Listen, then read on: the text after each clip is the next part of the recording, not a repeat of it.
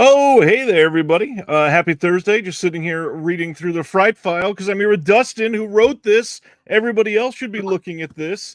Dustin Putman, thank you for being here tonight. Thank you so much. Yeah, I've been watching this show for the last year or so, and it's kind of surreal to actually be on it. I'm not the celebrity. You're the celebrity. Like, look at this beautiful book. I think I told you, but I still love the texture of this cover on this thing. It is so perfect. This thing's amazing. Read through. I just hit the mic and everybody got pissed off. Sorry about that. Read through a handful of the excerpts a couple weeks ago again, and man, I love the way you write. I love every time you come home from some random triple feature on a Friday night and update the internet for what you watched, and I go, man, I feel bad. Dustin hated that movie. Oh no. Well, thank you. Yeah, right now I'm doing more capsule reviews on, Facebook and different social media outlets. But yeah, for over 20 years I was an online film critic and wrote longer form reviews. And Right. it had gotten to the point where I had so many and so many horror film reviews that I just decided it would be a great idea to sort of compile all of the ones that I love the most, and also write some new ones that were exclusive to the book, and publish it. So that's what I did. Is there ever a chance for a volume 2 or something else? What's going on? Because it's been a while. Yeah, so yeah, it was released in 2013, and then in paperback, and then for the 10th anniversary I released a hardcover version of it, and that was the one that you have. But yeah, I always think about doing a second volume. I have so many more that I couldn't get to. Right, right. We already got a question in the chat. Dude says, "What's the UK label that offers free shipping?" That is Eureka. They must have some sort of deal with the British government to get a kickback on the shipping. Otherwise, it would not work. Uh, Craig says he was promised cats. Hello, everybody in chat. Tonight's going to be fun. Of course, we are going over pickups, recent watches, announcements, but then the big cornerstone discussion tonight is one near and dear to both of our hearts as we talk about little capsule reviews of the Fright Files. We're going to be talking about 5 slasher films that are amazing, that we love, that never got a sequel. And I got to be honest, in literally all 5 of my cases, I'm grateful they never got a sequel. I think that it would have not necessarily tarnished, because I hate when people say, yeah, why'd this get a remake because it ruined the first one. That movie still exists. It's still fine. However, it would have watered them down for sure. Like some of these ones that we love definitely got watered down by the amount of sequels that it got. Right. How easy was it to come up with your 5? I had 8, and I had to really think about my big criteria was I wanted one that's like a big name that people would be like, yeah, okay, that makes perfect sense. But I really wanted to try to not cross over with you, and so I tried to pick singular ones that I'm hoping you didn't pick. But also for the first time in a while, all of mine have physical releases in my hand. I just ran around and grabbed them really quick before we got on here, so it was sort of difficult. What about you? Yeah, I feel like there's one out of my 5 that there's a kind of good chance that we might have crossed over on, but the other 4 I'd be shocked. So, but Maybe yeah, I maybe have we'll see all of some them. shocks. Yeah, but I have all of them on Blu-ray, and yeah, I walked around and gathered them all up too, so I have them to show off. Nice. Let's get into some of this other stuff. So the book, first of all, you had been writing for quite some time. You did some exclusive to the book. How many were brand new to the book when you wrote the book? I would say probably like 15 of the 150, because I had written so many Yeah. already. But a lot of the older ones that I had written from back in, so I started writing online in 1997, like Ooh. shortly after I got the internet, and I was 15 at the time. And I still remember that the first review I ever wrote for the internet was Contact, the Jodie Foster movie. Yeah. But yeah, and then a lot of the older ones have been lost to time, and it's probably better that they were. um but yes, a lot of the older reviews that have been saved, I went back and read them at the time, and I was horrified because I had gotten a lot better, I think, just as a writer. So I Right. went through the older ones and basically rewrote them from the start. So if you count all of those two, it was probably much more than 15. Very nice. So with short form reviews, obviously there's not a lot of, the ability to go into the nuance for scene by scene breakdowns, not a lot to go into the plot.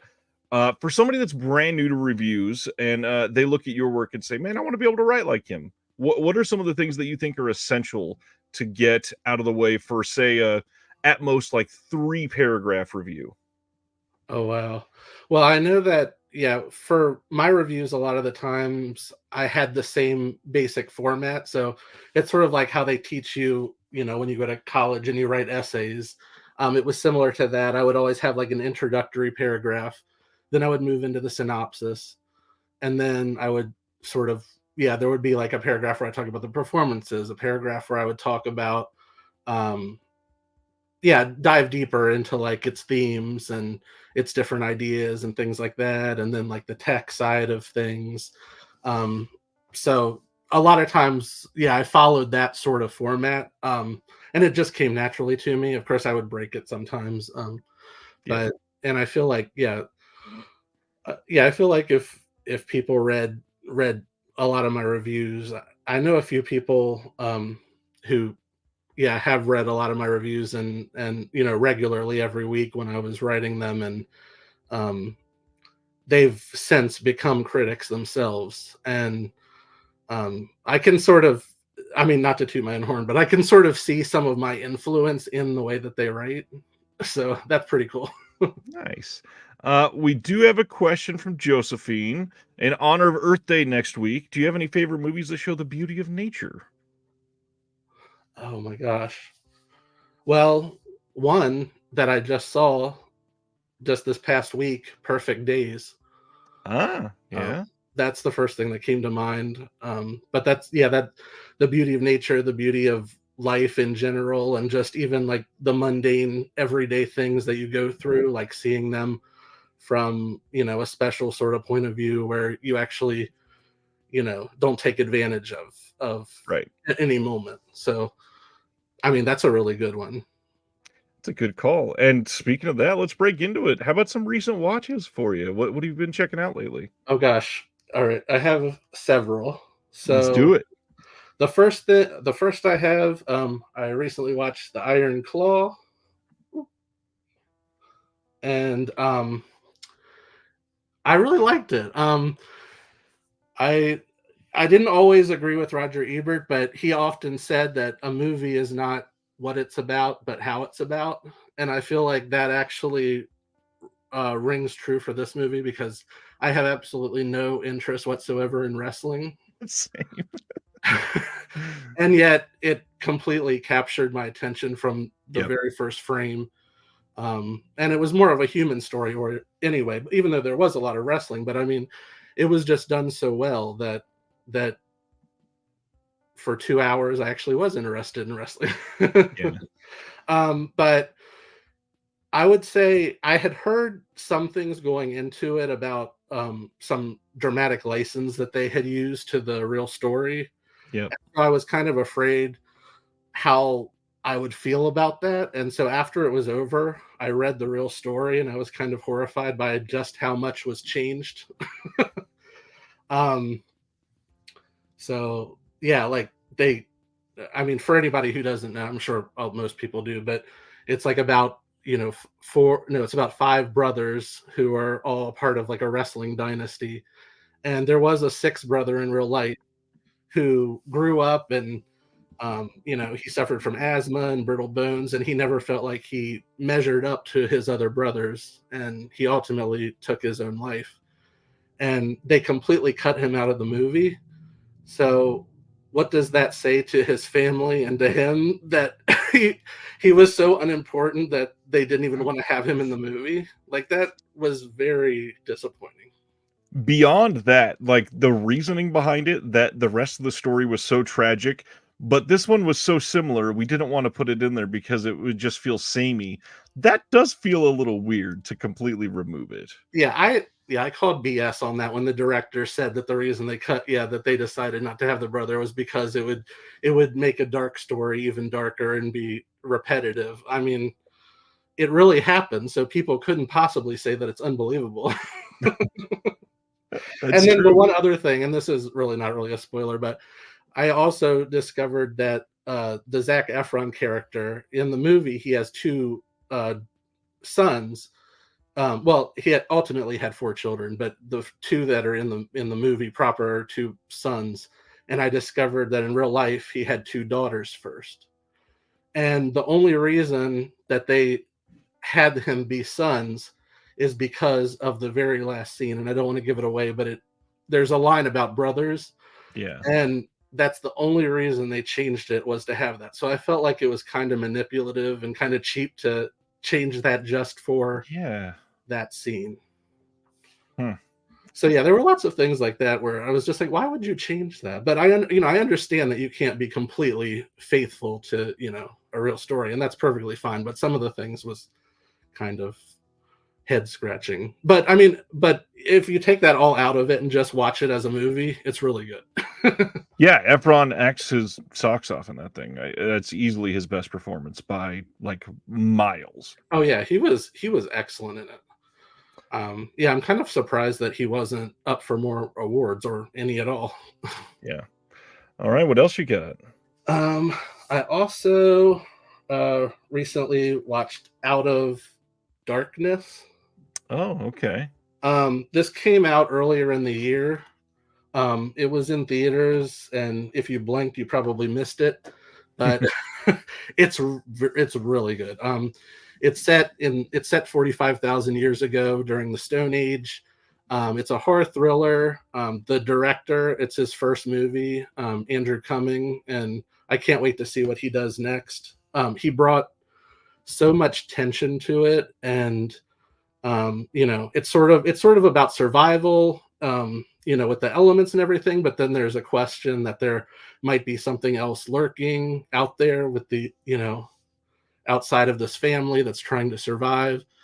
And yeah, because I see so many horror movies, it takes a lot to really scare me, but there were definitely parts in this movie where I was definitely on the edge of my seat. So it was very well done.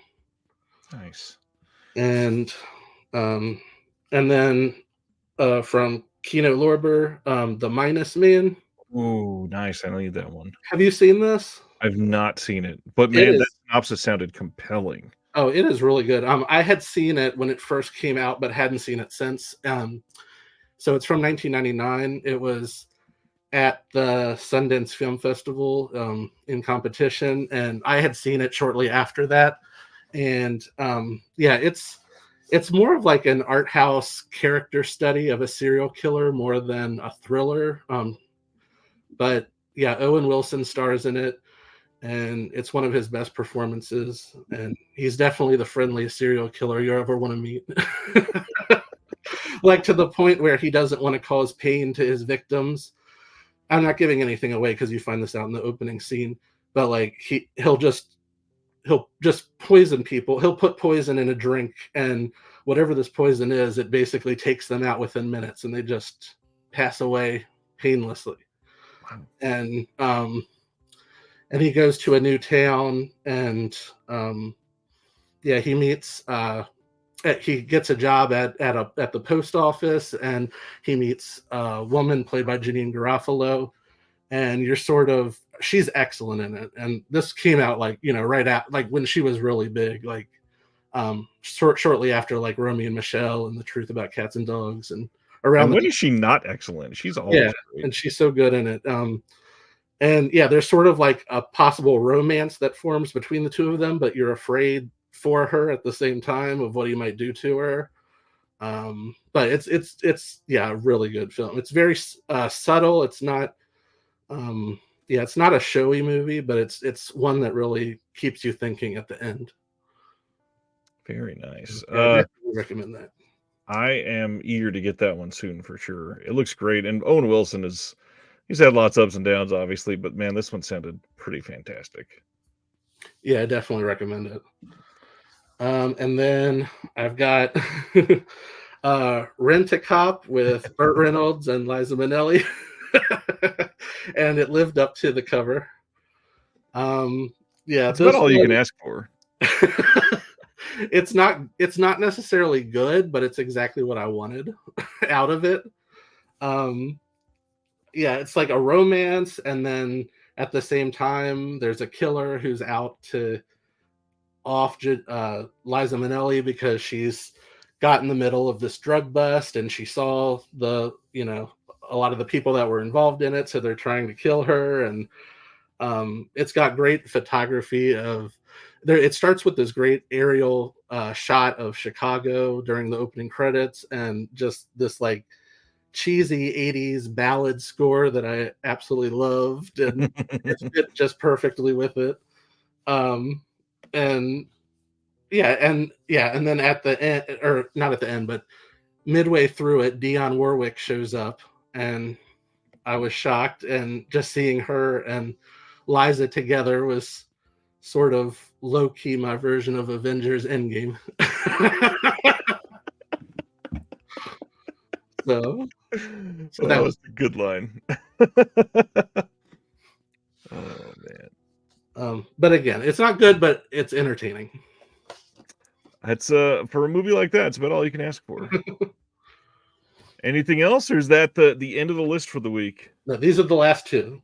So I've got Door 2. Oh, nice. Woo. Door 2. I recently watched the first Door, and yeah, this couldn't be any different than the first Door. But I feel the first one, yeah, it's about a door-to-door salesman who becomes sort of obsessed with this housewife, and this one is about a sex worker, and it's more of like an erotic drama. It's surprisingly funny in parts. Like it had me rolling. Like at the end, you've seen it, right? Oh yeah. The last scene at the wedding, when without giving anything away, when she gets up and gives her speech, it was absolutely hilarious. Yeah, I watched this one specifically multiple times because I had to watch it on silent while putting Will's commentary on there with Nina K. Martin, and yeah, this movie's wild. So yeah, I enjoyed it though. It was really good. And then the last one that I watched from Deaf Crocodile is The Mysterious Castle of the Carpathians. Oh, nice. Have you seen this one? I've not watched this one yet. This is on my soon list. It is insane. I'm so glad that I saw it. It's definitely, I know people throw this around a lot, but it truly is unlike anything else I've ever seen. Yeah, it's steampunk, it's horror, it's fantasy, it's opera, it's Monty Python, all rolled together. The production design is amazing. It's just, yeah, when it was over, I wasn't sure what I'd just seen, but I was happy I saw it. That's probably about 73% of Deaf Crocodile releases, I'd say. Yeah, that's a pretty accurate assumption there. I the ones I can talk about, I watched a whole one this week. That's not stuff I'm working on. But it was a doozy. I'm sure you've seen this one because it feels like it's right up your alley. I watched the Criterion release of 4 months, 3 weeks, and 2 days from 2007. It is a Romanian film about a woman that is pregnant and trying to find a way to, quote, take care of it with discretion, and puts herself in just some awful situations to try to do it. And it's all about the hardships faced while going for that. Can't even say procedure, I guess, but just facing that in a country that is unaccepting. And man, what a timely movie to watch in 2024 in the US. This movie is rough. I watched this with my wife and her friend, and man, did it piss the three of us off quite a bit. But I do want to say, primarily, it really showed everything that I wanted to see in a movie like this. It really captured the differences in classes over there. It really shows you how especially in very specific scenes, like how haphazardly some of these people are forced to live because of the conditions, the trials that face somebody because they are essentially viewed as less than. And yeah, Yeah, I Great think. movie. Yeah, isn't it? It's set in 1987, and it's during. I don't know who the president was, but it was like during his dictatorship or something. Yep. So I think, but yeah, I guess one of the when we had talked earlier this week, and you had mentioned that you had seen something that you really loved, and one of the nice things about Letterboxd is I kind of put together what it was, and Yes. I had the movie on Criterion, and I'd never watched it, so I watched it. Nice. What do you think? So I watched it last night, and it was amazing. Yeah, it won the Palme d'Or at Cannes Yep. that year, and I mean, I can definitely see why. I mean, the amount of tension in this film, like it's outrageous and it's enraging, like Yeah. the subject matter, but also, yeah, just the way that it follows these two women, and yeah, the tension that builds, and you don't know what's exactly going to happen, and plus their surroundings seem not all that great anyway. Yeah. Um, there's also one scene set at a dinner table that was one of the most claustrophobic things I've ever seen in my life. Yeah. It sort of reminded me of oh my goodness, what's it called? The movie with the Shiva Baby. Um, Yes. Yes. it had that same feel to it. It's like forced cringe comedy at the end of the day. It's not comedy in the moment, but afterwards you're like, "Oh, that was awful, and we made it." And Yeah, exactly. it's such a wonderfully written film. And I again being a little cagey about some of the details because I hope some people hear this and go watch it because there's so many things like just by saying it's about somebody facing an abortion is kind of a bit of a spoiler because they don't even mention that for the first 30 minutes of the movie or something. It is something that they set it up like almost anything could be happening. If you're astute enough to understand Romania in the 80s, you probably get what's going on, but they don't outright say it until it's like, oh, we're already in a situation that feels really bad because of it. And now that they're in that situation, you don't think things can get worse, and it just keeps getting worse. But one thing I pointed out in my review, which I really want to say with the writing with this, the thing that complements it perfectly is the way that they filmed it because it is mostly Steadicam for the first, I don't know, 75% of the film or 80% of the film. And then something happens and there's a desperation moment.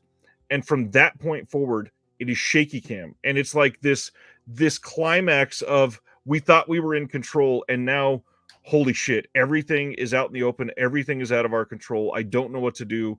And because of that, they add with that camera movement the feeling of that absolute tension and worry of like at any point we could all be arrested and just the rest of our lives ruined. Ronnie's asking what movie we're talking about. We were talking about 4 months, 3 weeks, and 2 days. It is a Criterion release. And yeah, it's one of the better films I've seen in a while. I would agree. This movie is astonishing. Still in print from Criterion. All of the sales you can get it for $20. Please pick this up. Add it to your wish list. It is remarkable. Yeah, and I also want to. I'm really curious to see the director's other films because I think Criterion has put those out as well. I think his next film was Beyond the Hills, Yeah. and then there's another one called Graduation. So I'm curious to check those out now. Well, now we always talk about pickups, and you always got a bunch. So let's hear what you're excited to have picked up recently. I'm gonna go quick through this because I have a lot. All right, so I got Hamlet with Ian McKellen, and this is a film stage version of Hamlet Nice. that was done in London last year. So I got that. It's rare that those get releases. That's nice. Yeah, I try to pick those up when they do, just because. Yeah, I wish they did more of those. Yeah. Affliction from Shout Select. I saw this when it came out in, I believe, 1998, and 97, and I remember absolutely loving it, but I don't remember anything about it except there's a lot of yelling. I want to pick this one up, but what kind of pisses me off here It's a Paul Schrader film coming out through Shout in an eco case with no booklet and like next to no special features. Yeah, it Like, deserved better than that. come on. Right. And also, it's really flimsy. Like, it's in an eco case, like you said, and it's. I mean, even as far as eco cases go, it's very just. It feels like it could fall apart at any second. I got Lisa Frankenstein, even though I know the 4K is coming. I hope so. I also got Fallen Leaves. Mubi, nice. From Mubi. I haven't seen it yet, but I'm really curious to see it. Two new Criterions. To Die For and Workmeister Harmonies. Nice. I love To Die For. It's one of my favorite Nicole Kidman performances and one of my favorite Gus Van Sant films. I've never seen Workmeister Harmonies, but me neither. It sounds great. This one I got just for the curiosity of it, but I'm kind of scared to watch it. It's Goodbye, Uncle Tom. I've heard a lot of different things about that one. Patrick, which is from Indicator. Look at which one of my pickups is. Oh. Yeah, I've never seen Patrick. Honestly, I don't think I've ever seen it either. And then from Second Sight, I got Green Room Possessor. I am so dying to get Green Room in. Yeah, the 1 year that I actually made it physically to Sundance was the year that Green Room was there, and I saw it at Sundance. So that's sort of a cool memory that I have. And the very last thing I got, and I just got it today in the mail, it is the first Graveface title. Oh, wow. Nice. So I cannot wait to check this out. How is it in person? I've still not seen one of these in person. I love the packaging. I love Chloe's art. It's very nice. It has like a 1/3 slip on it. I'm not sure what you would call that. They're calling it an obi strip, by the way. Yeah, it's very tight. I got it out, but it's kind of hard to. Oh, there it goes. So it does come off, but it's a little tight. But it's very nice. So I was very excited to get that. Nice. That release of Hamlet, did you get that on Amazon UK? Yes. Yeah. Stan is asking where, because he he needs it right now. Yeah, I ordered it from Amazon UK. Will is pointing out that you have a review of Affliction on your website from 97, and he says, I wonder if your take on it has changed in 30 years. That has to be one of the earliest reviews that I have that hasn't been lost, and I'm horrified if you read that because it's probably not very good. But I would be curious to see too what if my opinion has changed in the last 30 years, because I gave it 4 stars back then. Wow. All right. So mine, I got in 2 from the buy 2 get 1 Target thing that they were doing, and like I said, one of them was the 4K release of Patrick. I do want to say, loving these slimline deluxe indicator packages. Yeah, I love them. Yeah. This is a really nice way to save space and give it its due in a really, really nice package, and liked it so much, figured I'd pair it with Cold Eyes of Fear. This is the other one. Came out around the same time. These are both 4K UHD releases, both numbered, both hard box releases, both thin compared to their old kind of giant box single style release. And then I got 2 from the Kino sale that I wanted to highlight quite a bit because I don't see these covered very often. They are 2, I guess you call them box sets, even though they're kind of just in a single case. This first one is 3 discs, and it is the Joaquim Pedro de Andrade Complete Films box set. This is one of the major Brazilian filmmakers out there, and very cheap in the Kino sale. I believe you can still get it. Sale's still going on right now. And then the other one that I've been wanting for years, and I finally was able to get it, the Jewish Soul 10 Classics of Yiddish Cinema box set. I have to get that. Yeah. Yeah, I saw on Celeste's she had a Kino sale video Yeah. last week, and she was talking about that one, and because I don't think I was even familiar with it before I saw that video, but now I want that. It looks great, and it's one of their like slip case releases, and it's got a 24-page booklet inside. It's got commentaries, it's got restored versions of films, it's got alternate versions of films, it's got 10 full films in here. Most, maybe all of them in black and white, ranging from 1937 all the way up to 1950. I mean, this is great. Humboldt Horror says, what's the third one I got from the Target sale? A pre-order that was around the same price, and that'll be coming in a couple weeks, I believe. Tony says, I'm surprised you didn't get Snapshot. I'm an idiot who already has 3 copies of Snapshot, I think, and didn't need the 4K. Yeah, I've been trying to collect those with that packaging, but Snapshot was one I didn't get just because I already have the nice Vinegar Syndrome version Yeah. of it. So I had that one, and I had the 88 Films version, and I think I have an old DVD from somebody too. Too many releases of it. it's a good film, but I love the alternate title, The Day After Halloween, and it's like set in the summer. Yeah. Yeah.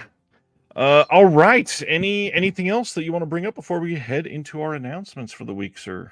No, I think we're good. Last thing I'll say, everybody should check out Dustin's book. I know I've already said at the beginning, but I know we've picked up viewers since then. Link for his book is in the description below. Follow Dustin, Facebook, Instagram, everywhere. He is great. Craig just got his Departed 4K shipped. I'm eager to check that one out again. Was just talking about that earlier today, actually. But now we get to talk about Mr. Orson Welles. First release of the week, June 11th, Kino is releasing Orson Welles' Macbeth from 1948. This is going to be a pretty big release for them. 2-disc special edition, including the original 1948 2-hour cut, replete with overture, exit music, and affected Highland burrs, and then the 1950 pared down 85-minute re-release, which excised most of the accented dialogue. We've got a new audio commentary by Tim freaking Lucas. We also got an audio commentary by Joseph McBride, who did the biography of Orson Welles. We've got some archival stuff, but I'm sure this is one Dustin's gonna have a lot to talk about. Well, I haven't seen it, but I absolutely need it. Yeah, I've seen the Roman Polanski version of Macbeth, and I've seen the Joel Cohen Macbeth, but I haven't seen the Orson Welles one. And yeah, I was looking back to see if it had been previously released, and it had. So I think this is just with a slip and a new restoration. So yeah, since I don't have the other ones, I definitely would like to get this one. The previous release was by Olive, and it's God, I think it was one of their very early releases, like 2012 or 13. So just the restoration on this alone would have made this a pretty great upgrade. This is going to be a solid release. I'm glad. And anything that Tim Lucas is involved in, I like to watch. So. Bingo. Next on our list is Sting, July 9th, coming on Blu-ray from Welgo. We know nothing about special features, but this is one of the brand new films. I feel like I remember seeing you had seen this one. Is this one you saw? No, I have not seen. Oh, dang. Eager to see this? I'm sorry to cut you off, but I just remembered one thing that I do want to quickly mention is that I just saw Abigail tonight. Oh, how was it? I totally forgot. So maybe that tells you. So it was good, but I feel like it could have been so much better if they had not given everything away in the trailer. It's the sort of thing where, for anybody, if anybody hasn't seen the trailer, be thankful and try to avoid it. Don't watch it before seeing it. The movie sort of treats it as a mystery for the first half about what's going on, and then when you find out what's going on, you're like, well, the trailer already told me that. Right. There's a few other surprises towards the end, so and it's very. I mean, Alicia Weir, who plays the little girl Abigail, she's excellent in it. She sort of reminded me of Kirsten Dunst in Interview with the Vampire. It gave me that sort of vibe, and Catherine Newton was in it, and she's having a really good year with Lisa Frankenstein, and now this. She's really good in it. Yeah. I just wanted to say that sorry to go back to what I just recently seen, but I wanted to mention that because I just saw it. You're totally fine. I wanted to know, so that's a good call there. But yeah, Sting looks decent. I'm a fan of some of the Spider movies that have come out, and I'd be eager to check this out. Welgo kind of like quietly doing pretty damn great over the last year or so, like getting releases for stuff that usually would never get a release. So I'm very happy to see stuff like this happening. Yeah, I was surprised how wide it went in theaters. Yeah, absolutely surprised. Next up, Magic Mike. Yes, that Magic Mike is coming on 4K on May 14th from Warner Brothers. Dustin, how do you feel about Magic Mike? I actually like it, and I'm probably in the minority that I prefer it over the second one. I know a lot of people think the second one's better. It's more of a comedy, whereas the first one is more of like a slice of life of these strippers. But I would totally get this, but they finished the trilogy, so why not make like a box set with all three of them? Right. But maybe someday. Hopefully. We shall see. Next title is also from Warner Brothers. They are putting out 12 Strong. Whoops, tap that twice. 12 Strong on 4K on May 14th as well. This is the Chris Hemsworth war movie that for some reason, I don't know if it's just me, I was immune to it. Nothing about the marketing for this movie ever captured me. I just said, yeah, I don't have any desire to see this at all. So yeah, I have the Blu-ray of it and had never watched it, and so when I saw this was announced, I decided to watch it. So this was another one that I watched this week, and I'm glad that I did because it told me that I do not need the 4K. Not great, huh? I haven't thought about it since I saw it, so that checks out. Sorry to remind you then. Next one. This is pretty huge. Imprint getting their next TV release. July 17th, they're doing The Persuaders, the complete series from 1971. And just like all of their TV releases, it is... I don't even know like the right word to use here. Like overwhelming, I guess, would be a good word. This is a 12-disc set with all 24 digitally restored episodes, all 8 of the feature film versions, and then a gold class lineup of special features, including so many to list that I literally can't even put like a third of them in the Instagram post. And then they've got a bonus disc in here featuring the original cuts of the 4 feature films. This is beyond stacked. This is just everything you could possibly fit. This is massive. Yeah, when I saw this was announced, I decided to watch the entire series this week. No, just kidding. No, I didn't go that far. Oh, maybe next time, Dustin. You let us all down. How many of the feature film version? No, I'm just kidding. Had you ever seen this at all? No, I've never heard of this. So I had not either. I watched the trailer. It looks pretty damn great. A lot of the stuff that Imprint has done has been more of like the British film variety, like the Avengers that they did. I got to admit, I got the Avengers in and loved it way more than expected. I have a feeling this would probably be about on the same path.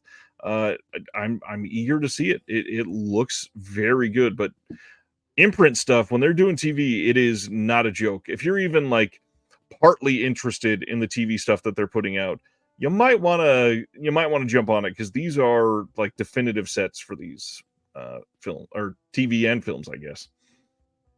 It looks like a great package. It sure does. Next, Kino announced a brand new 2K remaster coming on Blu-ray of Repossessed. Now, this was I believe leaked a couple years ago to supposedly be coming from Vestron. It was never officially announced, and then this came out, and Kino is working on it. It's again one of those things where we don't have a release date, so who knows when. But Repossessed finally getting a Blu-ray release for everybody that's dying to see it. How do you feel about Repossessed, Dustin? Well, yeah, when you had posted about this announcement, there was someone in the comments who, of course, said, "Why do we need this on Blu-ray?" And you said because I guess, well, for nostalgia purposes, because a lot of people really enjoy it, and that's Yeah. definitely for me. Like, I think I was growing up at the exact time that this came out, and it was perfect for me, and I was a fan of The Exorcist anyway. So, I mean, I can even remember when this was being filmed, and Entertainment Tonight was covering it, and I like couldn't believe that Linda Blair was back, and and it was a spoof, and Leslie Nielsen was in it, and I can't say, it's probably been 20 years since I've seen it now. So I'm curious to watch it again to see how it holds up, but I definitely have that nostalgia factor for it. So yeah, I'll definitely be picking it up though. So we definitely need this on Blu-ray. It was definitely needed on Blu-ray. I got to admit, it was a funny timing thing. I can't remember if it was the exact same day, but right around here, I think it was Paramount announced a reboot of a very. I'm not even going to go down the path, but like you're rebooting something that's very near and dear to Leslie Nielsen after he's gone. Kind of hurt a little bit, but either way, I'm glad that somebody will love it, and hopefully that excites more people into checking out the originals. Mhm. Uh, Craig says Blu-ray will at least get us close to what it was supposed to look like originally. Perfect example of a film that doesn't need a 4K release, though. That is true. And yet, if you look at the comments on Facebook, you will see 7 people that will argue with you. And also, I Okay. feel like, I mean, whenever anybody, yeah, comments about, who was asking for this on Blu-ray or who needs this, I feel like everything deserves to be on Blu-ray just for the preservation alone. Like, I don't know, it's someone's favorite. I think I've heard that before. I've tried to stop saying that as much. Next, this one came a little out of nowhere, and I'm actually very curious to see if you've seen this. Media OCD, which is a company that was attached to some discotheque releases. They're putting out their own deluxe edition of Too Much Sleep. This is a film from 1997. It's coming on Blu-ray on May 7th. It is a deadpan comedy film that is directed by David McKilling. Have you seen this? I have not. But I had never even heard of this before this announcement. yeah, I hadn't either. But yeah, just reading the synopsis, I was very intrigued by it. So we'll pass that info along for everybody. It says Jack is stuck in neutral. He lives with his mom in suburban New Jersey, works as a security guard, and can barely get out of bed in the morning. All that changes when he sees a cute girl on the bus and then realizes seconds later that his gun is missing. Desperate to find it, he enlists the help of a fast-talking, middle-aged, maybe gangster named Eddie, who sends Jack on an epic quest to explore the darkest, strangest corners of American suburbia. Will Jack ever find his gun, or better yet, maybe that cute girl from the bus? Um, this sounds pretty damn interesting and very out of nowhere to have this random new boutique putting this up here. So is this their first release?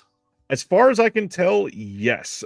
They've helped with other releases, but this is the first one I believe that they specifically are putting out under Media OCD. Humboldt says, watch the trailer and it looks interesting. Craig says, I've heard of this. Yeah.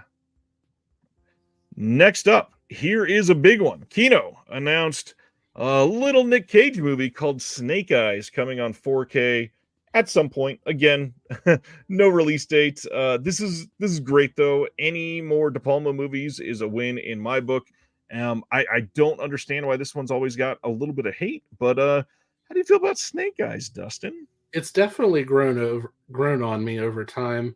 I remember when I saw it when it came to theaters and wasn't the biggest fan of it, although I absolutely love the opening scene. It's like this really long 10 or 15-minute one shot, and it's just amazing as it follows the Nicolas Cage character through this arena. Very well done and very De Palma esque. But yeah, I've seen it several times since then, and definitely like it now. And yeah, I'm very happy that it's getting a 4K. I know a lot of people are hoping that there might be deleted scenes finally, because apparently there was some famous original ending that had to do with like the hurricane outside that's going on or something. But even if we don't get it, I'm happy that this is coming out. Yeah, this is a big one.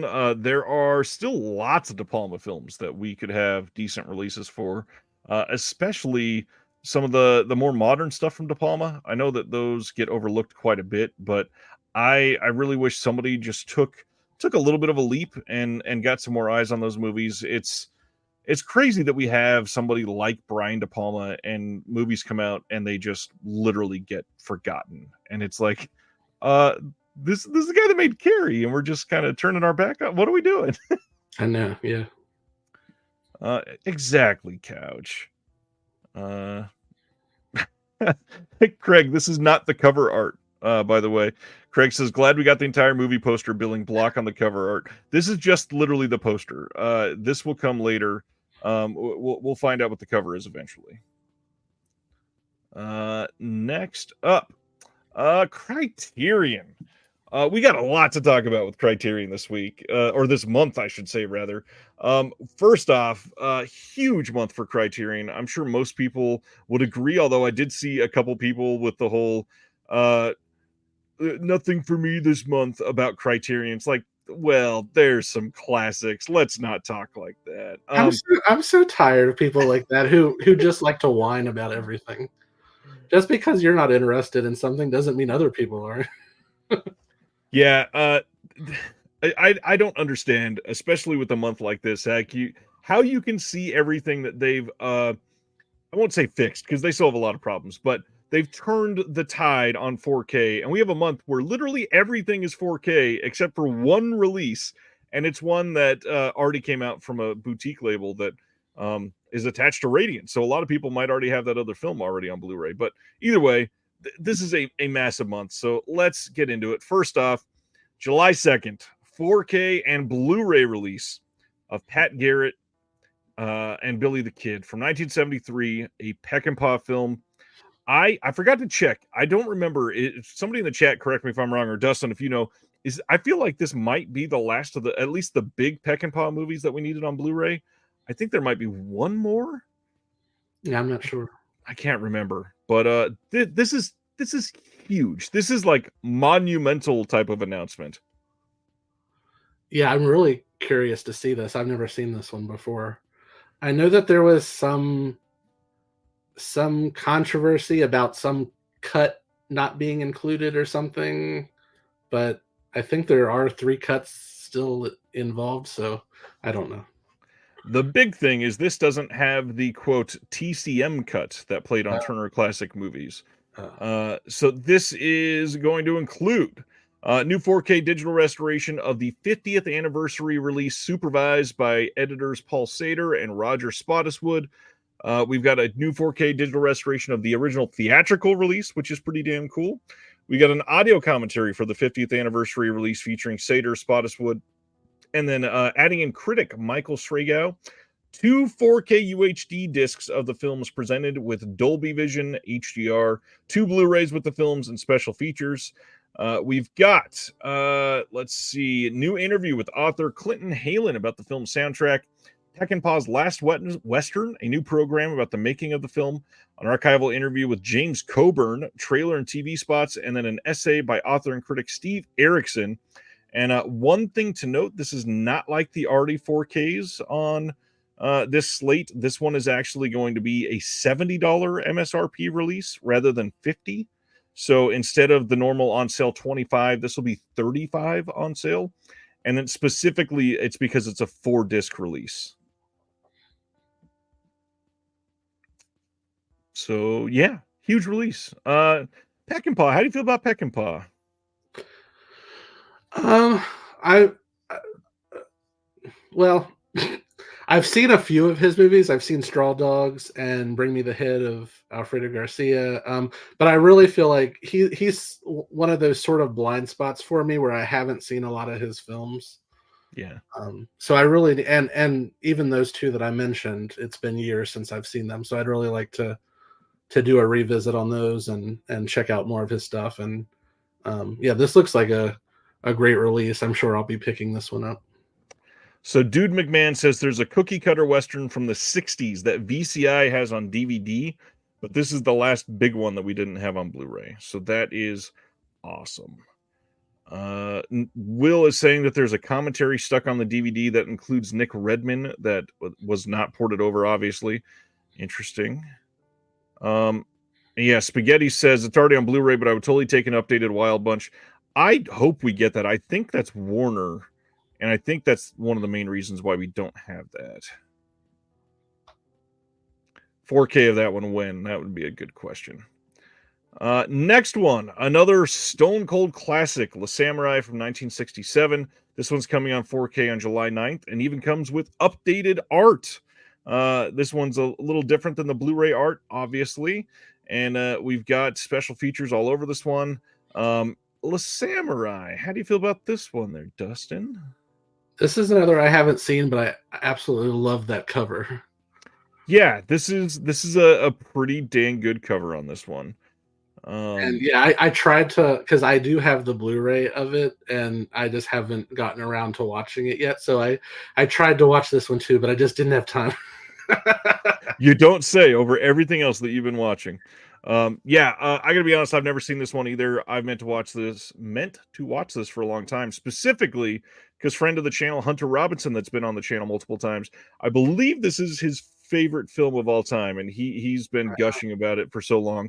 I'm dying to see it, and Hunter's coming back on the channel here soon, so maybe I can get it watched before he's here. This one looks great, looks like a solid release. Again, an absolute Stone Cold classic, one that absolutely nobody should be deriding as a release from Criterion. It's a Jean-Pierre Melville. Come on. Then Perfect Days, one that somebody else already brought up in this episode.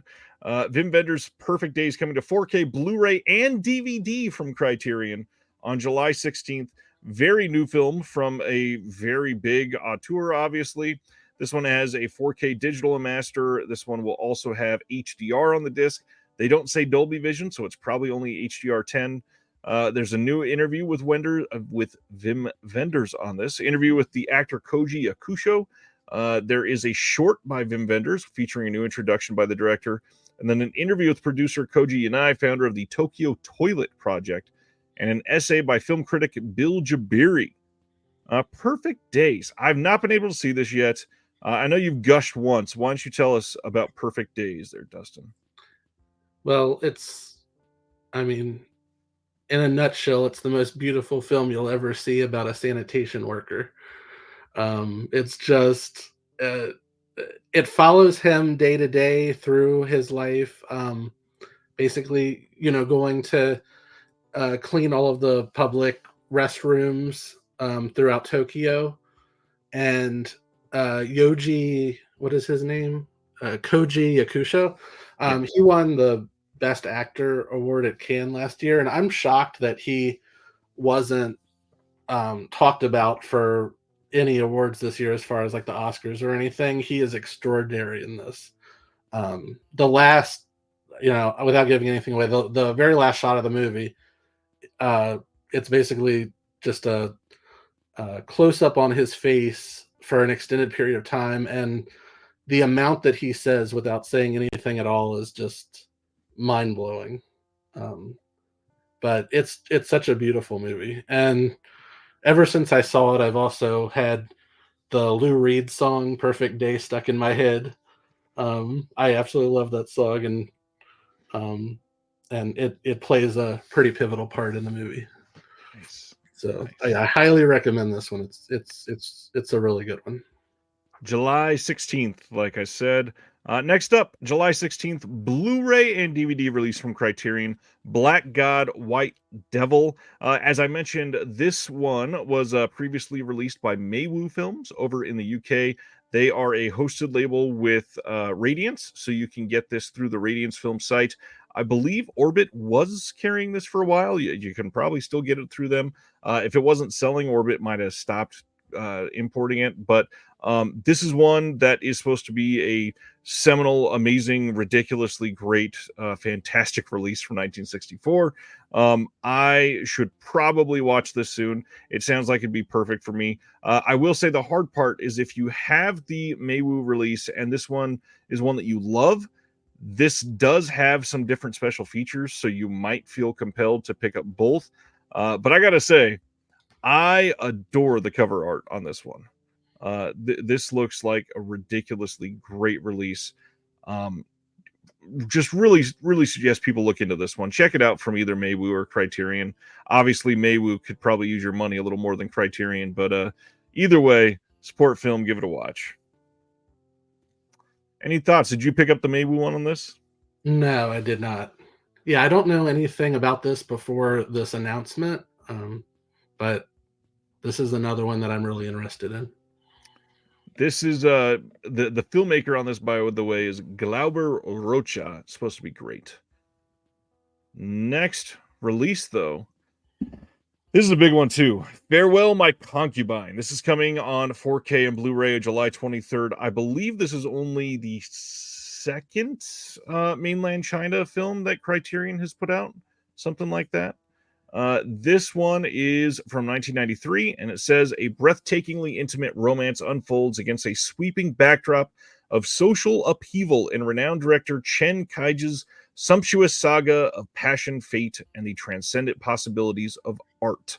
Spanning 50 years of 20th century Chinese history, Farewell, My Concubine follows aspiring actors Dai Ye and Zhao Lu as they emerge from a childhood of brutal training to become Beijing opera stars. With life mirroring art as Dai Ye's unrequited love for Zhao Lu and the country's changing political tides engulf them in their own personal tragedies of jealousy and betrayal. The first Chinese film to win the Palme d'Or is epic filmmaking of the highest order, visually and emotionally ravishing from frame to exquisite frame. This one is coming on 4K and also has a Blu-ray with it. It has new conversations between Chinese cultural studies scholar Michael Berry and the producer Janet Yang, a documentary from 2003 on the making of the film, interview from 93 with the director conducted by journalist Charlie Rose, a trailer on this, plus an essay by author and scholar Pauline Chen. I have still yet been able to see this one. Dustin, have you seen this one? I saw it when it first came to video, so I was probably like 11 or 12. I don't know that this is fully appropriate for 11 or 12-year-old, but and I don't remember too much about it, but I remember it was very buzzy when it came out. It was very acclaimed, and I remember enjoying it, but I mean, you know, I'd be very curious to revisit it because it's been so long. And I'm sure my tastes have completely changed since I was 11 or 12. So, well, and the images I've seen from this one screams for a great looking 4K. So I'm hoping that they make this one look gorgeous. I wish there was Dolby Vision. I'm not even seeing any mention of HDR unless they've updated the listing since I posted the announcement. So hopefully it looks great. Finally, this is a big one. July 23rd on 4K and Blu-ray, Criterion is releasing Risky Business. Yes, Tom Cruise's Risky Business. And man, the amount of people that I saw complain that Criterion would go so low to release Risky Business. How do you feel about that argument, though, Dustin? well, by my face, you probably know that I don't feel that way. I read that this was Tom Cruise's first film that's been in the Criterion Collection. Is that true? That is 100% accurate. That's shocking. I think it's a great movie. I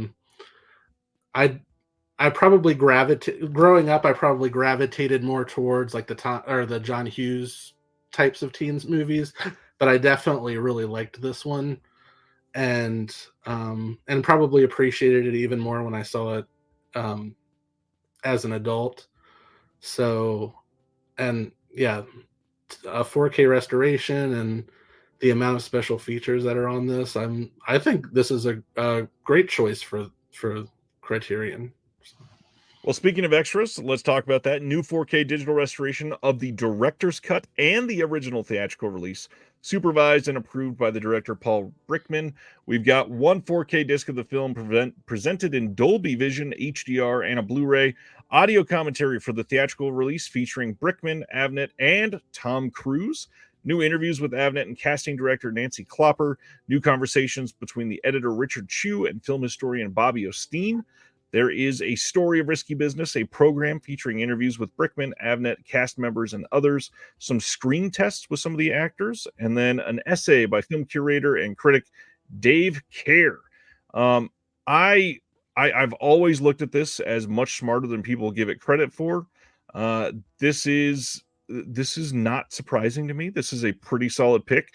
Not only that, we've seen over the last couple of years proof that every single label needs to put out a film like Risky Business sometimes that will sell very well on release, that they can recoup some of the costs so that we can keep getting some of the other obscure films that we are all dying to see. So let's not complain. I see also that there's a comment, like you said, a commentary that Tom Cruise is on. I'm assuming that's like an archival commentary. It doesn't say, but I would bet yes. I highly doubt Tom Cruise sits down for 2.5 hours to discuss in the Risky middle of Business in the middle of filming his next Mission Impossible movie. that he's been filming since like 2019.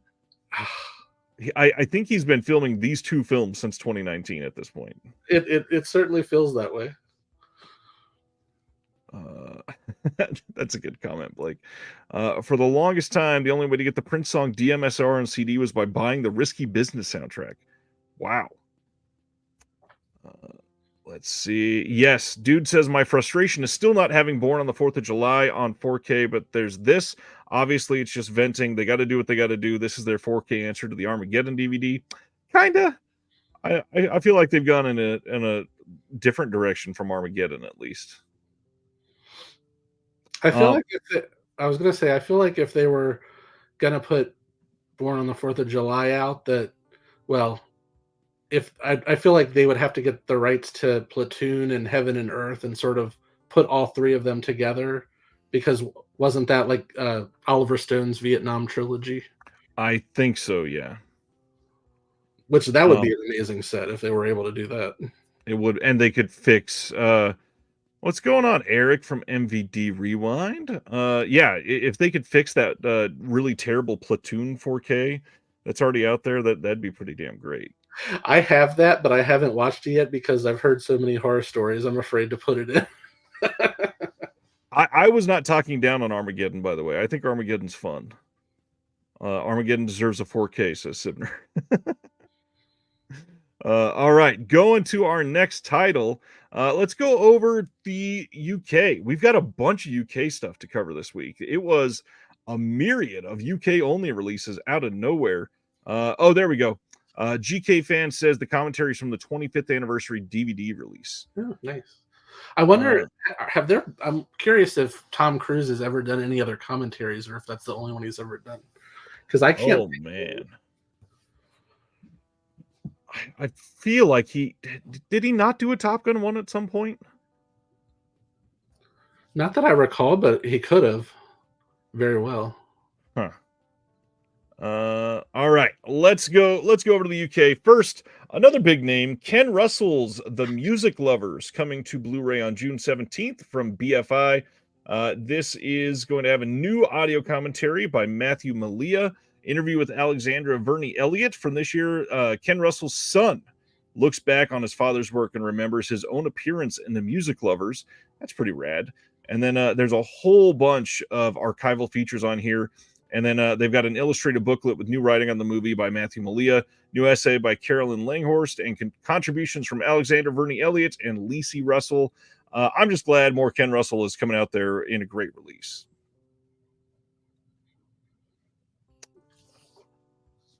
Oh, he did a video commentary for Jerry Maguire.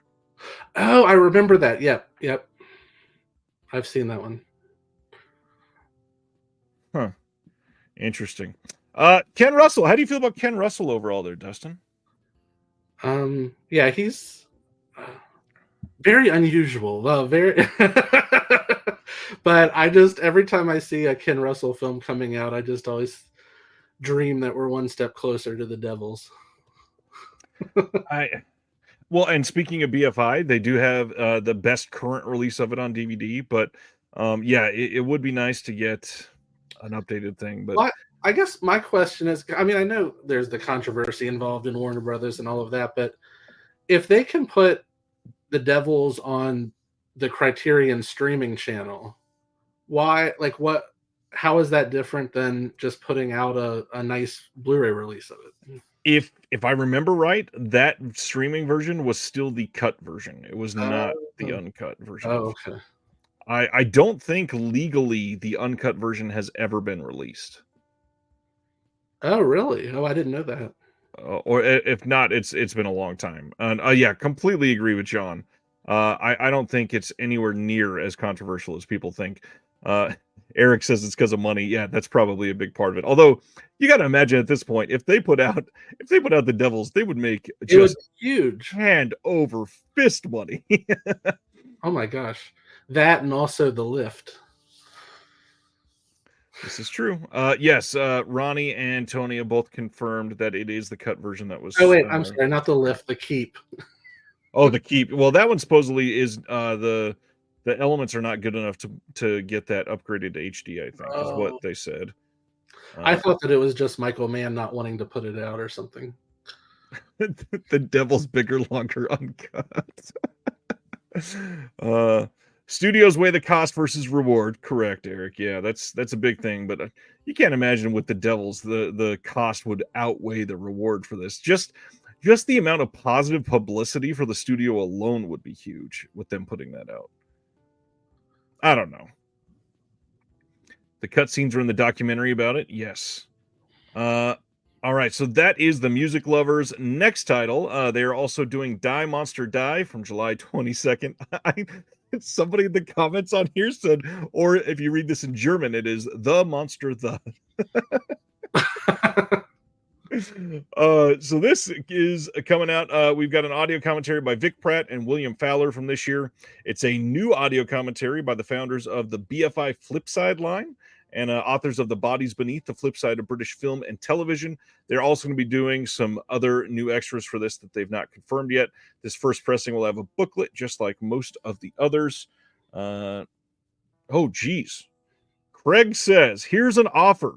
We will pay for the entire restoration of the Devils, manufacturing and distribution, plus hand over 50% of revenue for the rights to put out the film. All right, Warner, if you're watching. Yeah, get Warner Brothers on the phone. Oh, man. Well, that's the frustrating thing. And we're going to talk about Warner later tonight because Shout had announced some Warner titles today, actually. The really frustrating thing about this is Warner doesn't work with basically anyone. And then they decide to work with Shout Factory, and Shout takes their films and does next to nothing with it. Eric says he can tell us why Warner won't do that. Tell us, Eric. Please tell us. So yeah, that's Die Monster Die with Boris Karloff. Next title is Remembrance from 1982. This one's coming from BFI as part of their Flipside series on July 15th. This is set around the pubs and clubs of the then notorious Union Street in 1980s Plymouth. Colin Gregg's direction and Hugh Stoddard's script skillfully cuts between the interweaving stories of several characters as they prepare for the coming months at sea. The ensemble cast includes early performances from the likes of Timothy Spall, John Altman, and Gary Oldman in his big screen debut. Or why most big studios don't license. Please share away. Type as fast as you can, Eric. Baby Oldman, exactly. What is this? This is Remembrance. So on this, we're going to have a newly remastered from the OCN and presented in high definition interview with the director from 2024. Brand new interview with the director. Interview with the screenwriter, Hugh Stoddard. Interview with John Altman, brand new for this. We've got a 19-minute following the daily lives of the new naval ratings from their arrival at training establishment HMS Raleigh. It will be a nice little featurette on there. And then in that first pressing, as usual, they've got a booklet, and then they've also got more extras on the way. Any thoughts on the BFI releases so far there, Dustin? I mean, I'm sold just on it being Gary Oldman's film debut. That's a big deal, especially for an actor that most of us have come to love, because he's one of those that blends into every single character he portrays. I still don't know what he really looks like, because he looks different in every role. I could pass him in the street, not know him. That's really funny. Yeah, the cover art on these, I agree there, Craig. I know it's one of your big hangups. They're not super appealing, unfortunately. Next one, BFI is releasing A Dry White Season from 1989 on June 17th on Blu-ray. This had a previous Criterion release. This does say extras to be confirmed. No idea if it will be able to compete with the Criterion release. But I'm just glad it's coming out on Blue in another territory. Did you ever see A Dry White Season? I have the Criterion, and I haven't watched it. I've not seen this one. I need to see it. I really love Donald Sutherland. Yeah, Donald Sutherland is very. I feel like I can say he's underrated, because I believe he's never been even nominated for an Oscar. I think I read that, and it completely shocked me. Okay, so Eric says, if a studio rep in charge of catalog titles puts a deep catalog out and it doesn't sell enough copies and it fails, it could affect their job. But I really feel like The Devils would sell. The Devils is not one of those that has like a no-fail contract written into it. And then he says, if a studio rep licenses a deep catalog title to a boutique company and they do great with it, oh God, I'm going to hate this next tweet, aren't I? Oh, no.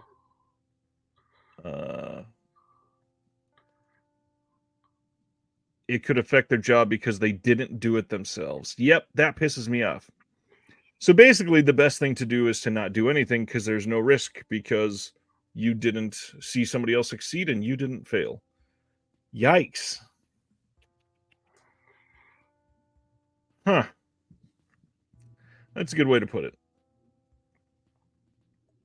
I mean, yeah, this is the obvious thing. John says it probably would just be Warner Brothers doing a Devil's 4K themselves, but if they think that title is too risky, that essentially indicates no title is worth putting out, because that is literally the most written about, we're dying to see it on physical media title. And if they're scared to do that one, then nothing is worth putting out, period.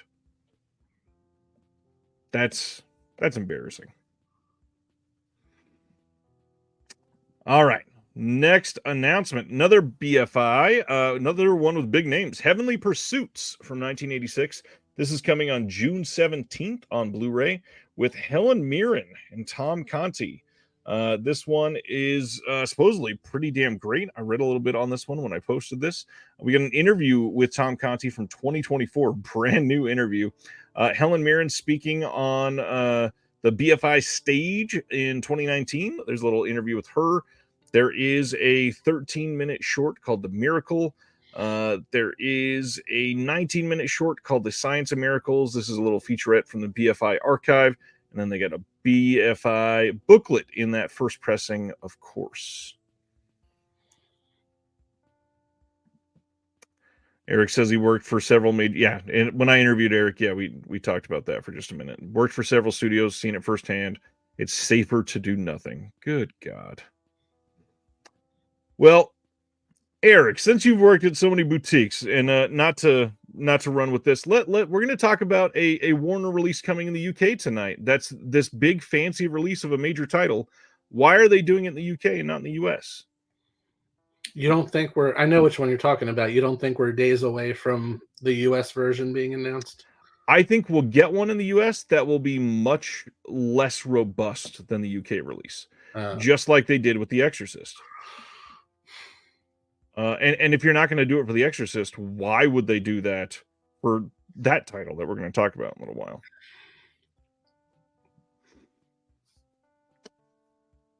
Yeah, there's so many different questions that we could go down with the studio route for sure.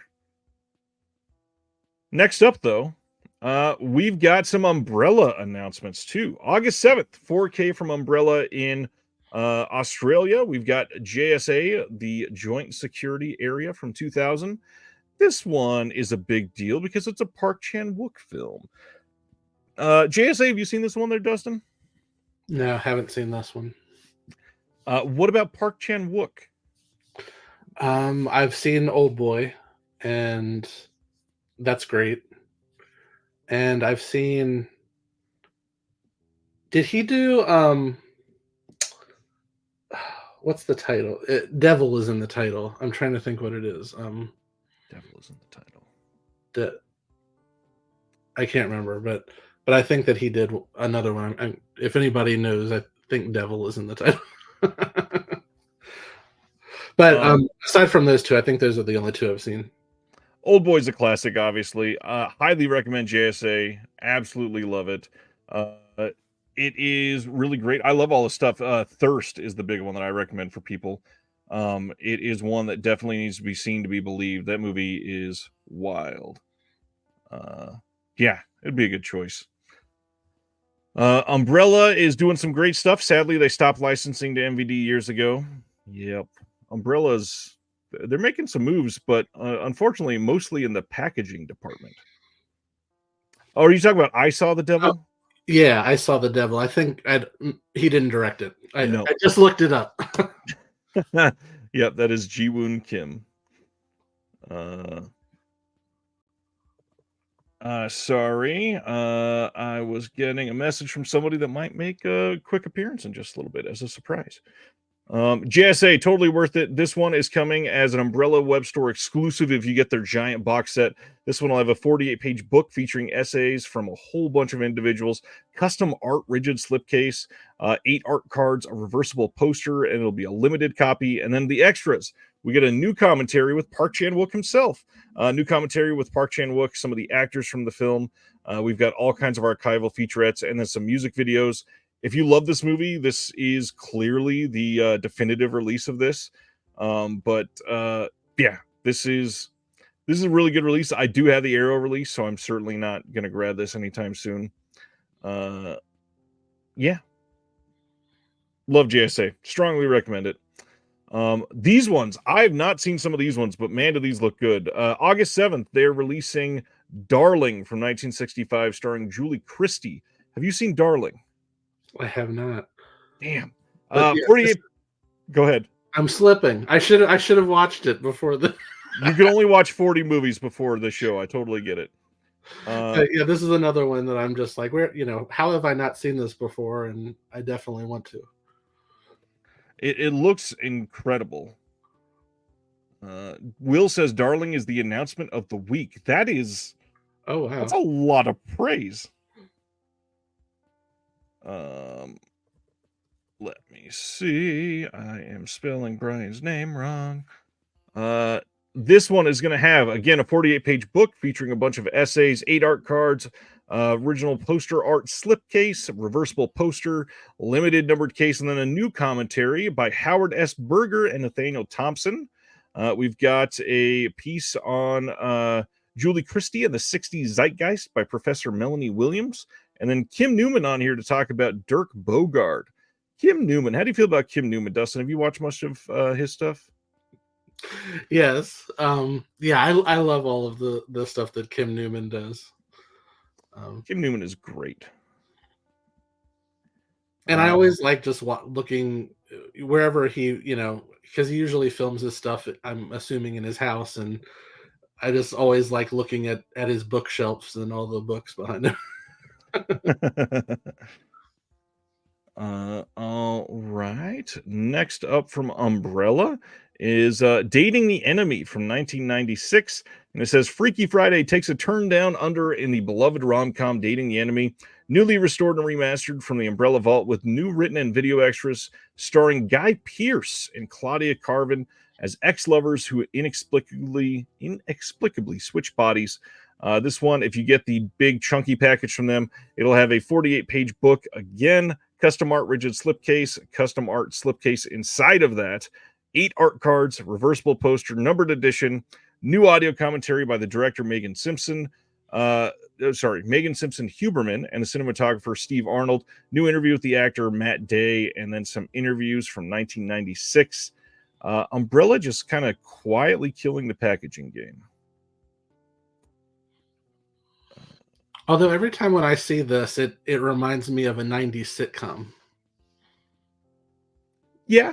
Like that look, like a Will and Grace sort of show or something.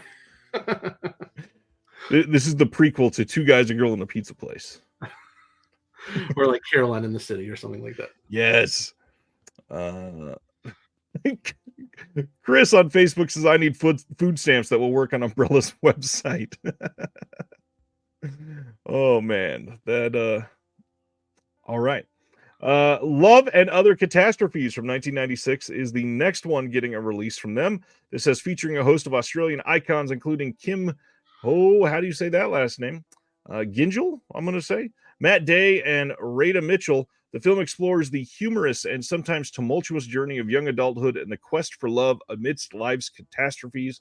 This one, again, 48-page book with a bunch of brand new pieces of essay writing. We've got original poster arts on the slipcase, original poster art on another slipcase on the inside, 8 art cards, a reversible poster, new audio commentary with the director Emma Kate Krogan, and a new interview with Matt Day. There's so much coming from them. This one I actually am really looking forward to. I have seen this one, and it's been a long time, but I remember really enjoying it. And I think it was the first film that I saw Rada Mitchell in. So this was like when she was still in Australia before she came to the States. Nice. But yeah, I remember really enjoying this one. So I'm very excited to check it out again. I love the one I decided to not ask if you've seen it is the one that you have seen it. Exactly.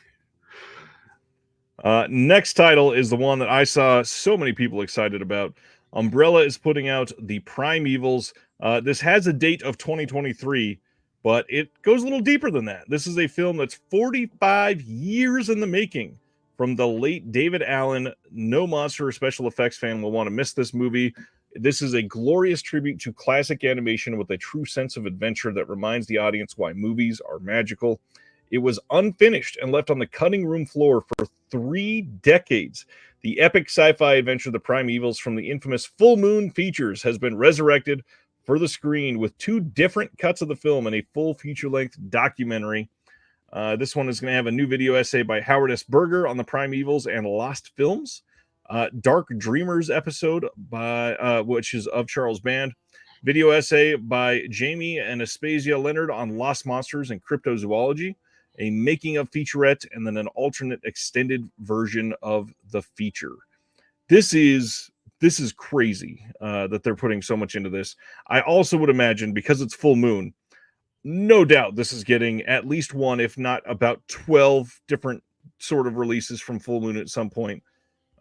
This should be region free, but just an FYI, this will likely be coming out from Full Moon in the US at some point. Yeah, this looks wild. Yeah, that's some great packaging. That's what I can say about Umbrella for the most part, is great packaging. I wish that they were able to do some more restoration work, but yeah. Humboldt says, I prefer this to the James Cameron stuff. Moving right along to, I believe, the last Umbrella announcement, which is a huge month for them. Blu-ray release of The Quiet Family by Kim Ji-woon, who directed I Saw the Devil. That's what I was thinking of. The Quiet Family is a darkly humorous musing on the lengths people will go to protect their own interest. This one, if you get that big release from Umbrella, 48-page book with a bunch of new essays. We got a reversible poster, art cards, limited numbered release, new audio commentary with Pierce Conran and James Marsh, archival commentary with the director and actor Song Kang-ho, interviews with the producers and actors, a 45-minute short called Coming Out by the Director, a making of featurette, some music videos, and this looks like one I am very eager to see. I love I Saw the Devil. Obviously love A Tale of Two Sisters too, but I Saw the Devil is the one that I'm a little more holding close to my heart. But yeah, I've never seen this one. Yeah, I haven't either, but yeah, I love I Saw the Devil and A Tale of Two Sisters, so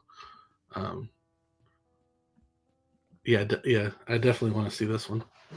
This looks pretty damn good. Oh gosh, there's one more, and of course it's this, and I forgot it. Winnie the Pooh, Blood and Honey 2. If you got the first one, and I did.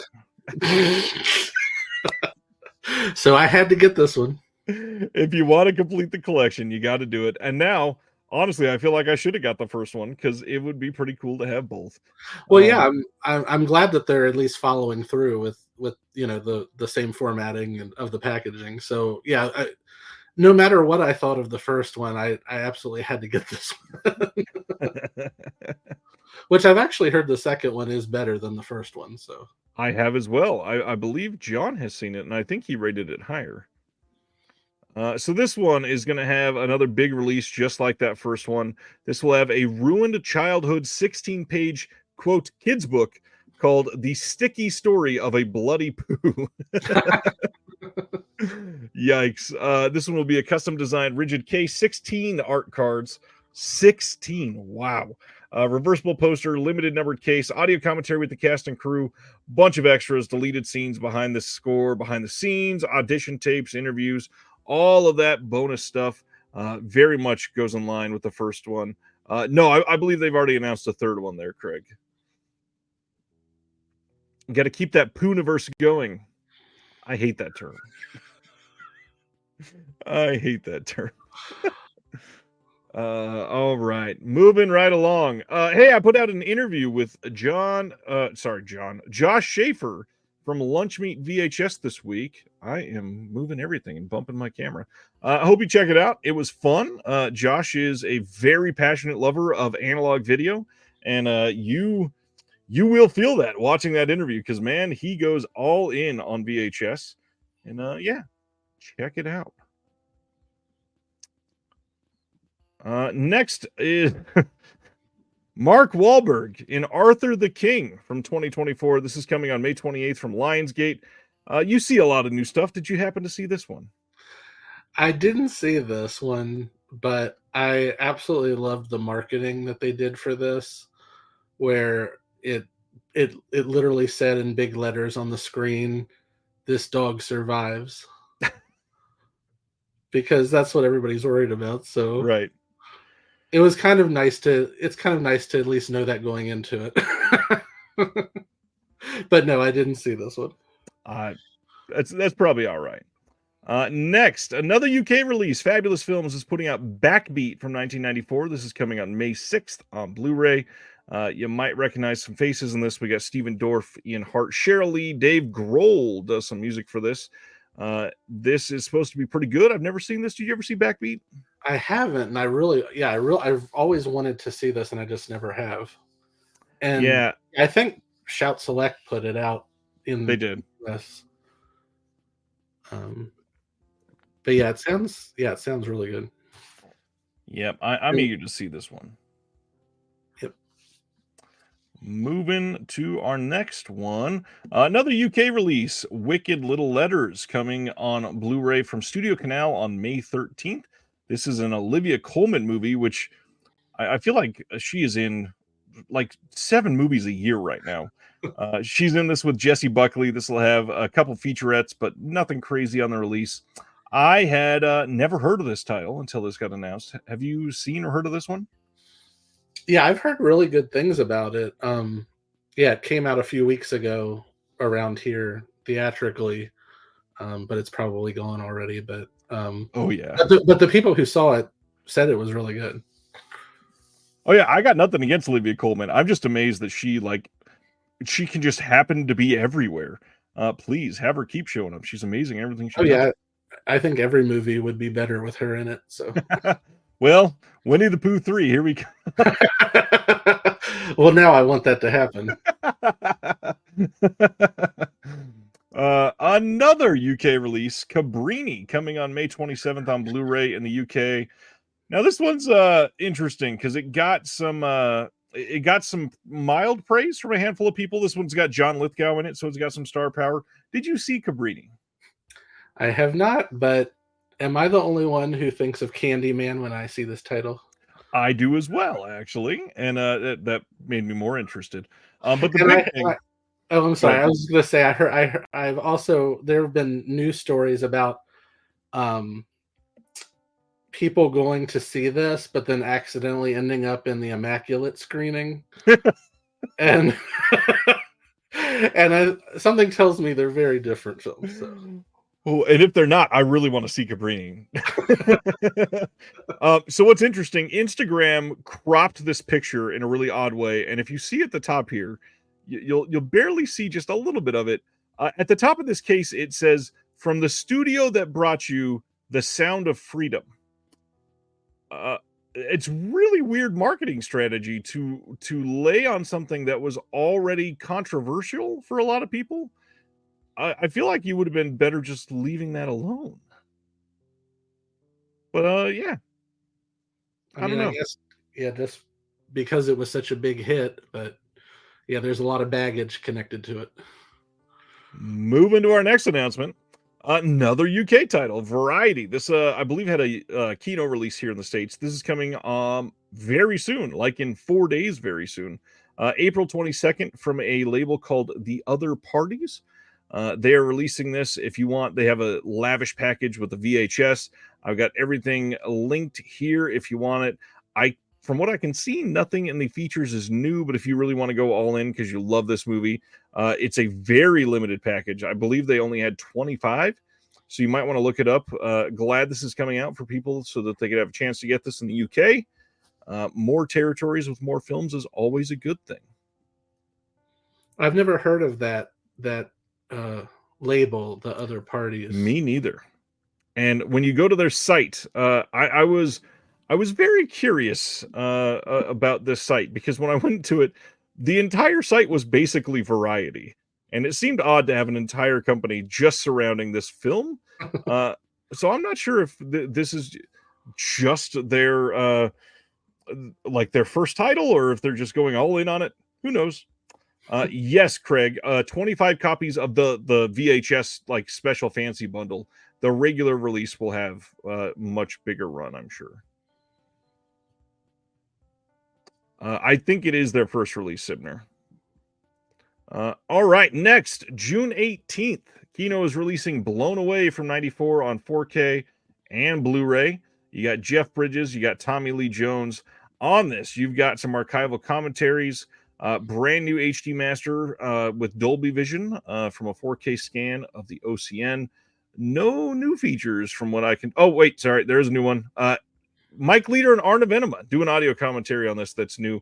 They don't build these as new, which they normally do. So maybe the audio commentary with Stephen Hopkins is new as well, but I'm not entirely sure here. I've never seen Blown Away. How do you feel about this one, Dustin? The thing that I always think of is it came out in the summer of '94, around the same time as Speed, and I think that that movie overshadowed this one because it was so good. Yeah. And I have seen it. It's been a while, but I mean, I remember it being a pretty solid action thriller.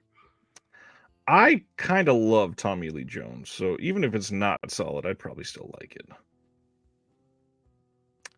Moving to our next one. Speaking of immaculate, this is getting a Blu-ray release in the States on June 11th and a 4K media book release on June 18th in Germany.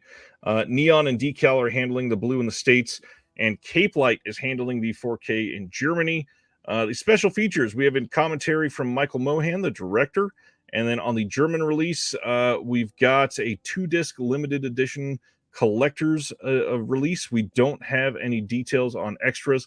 Probably the exact same commentary on that one, I would imagine. We'll also have a 24-page booklet. But the odds are, and I'm not saying this is a guarantee, but the odds are this will likely get a 4K release in the States eventually. This was a fairly big hit for them, and Mohan is somebody that loves physical media. I would not be surprised at all if eventually he came out with like an Old Boy style 4K release. This is Neon, right? Neon and decal, yeah. Have they released anything in 4K? That Old Boy release from them was 4K, that fancy one. Oh, yeah. Yeah, this is I was trying to tamper down my why isn't this on 4K thing, but I'm going to say it just this once tonight for this movie because I really feel like this would benefit for 4K because it's beautifully shot but very dark, and I think that it would look beautiful in 4K. And it will. Celeste saying hi. Shout out to Dustin the Goat. No, she's the goat. And Ryan. Very, very dark movie. This will need 4K. This is a movie that some of the scenes in this it needs that HDR to actually have those deep dark blacks, and it'll look amazing. And again, I'm willing to bet hard money that eventually this comes on 4K in the States from Neon. So do you think I should get this or no?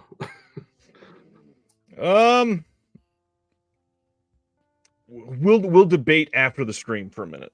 Okay. Next title. American Fiction. This is one that a lot of people were worried about not getting a disc release at all because it had been so long since it came out. June, Warner is releasing American Fiction themselves. This is the Jeffrey Wright film that came out last year that made a run for quite a few Oscars and is great. I'm sure you saw this one. What'd you think of American Fiction? Yeah, I'm glad that it is finally being announced. And yeah, it was a really good movie. I don't know that I was over the top in love with it like some people were. I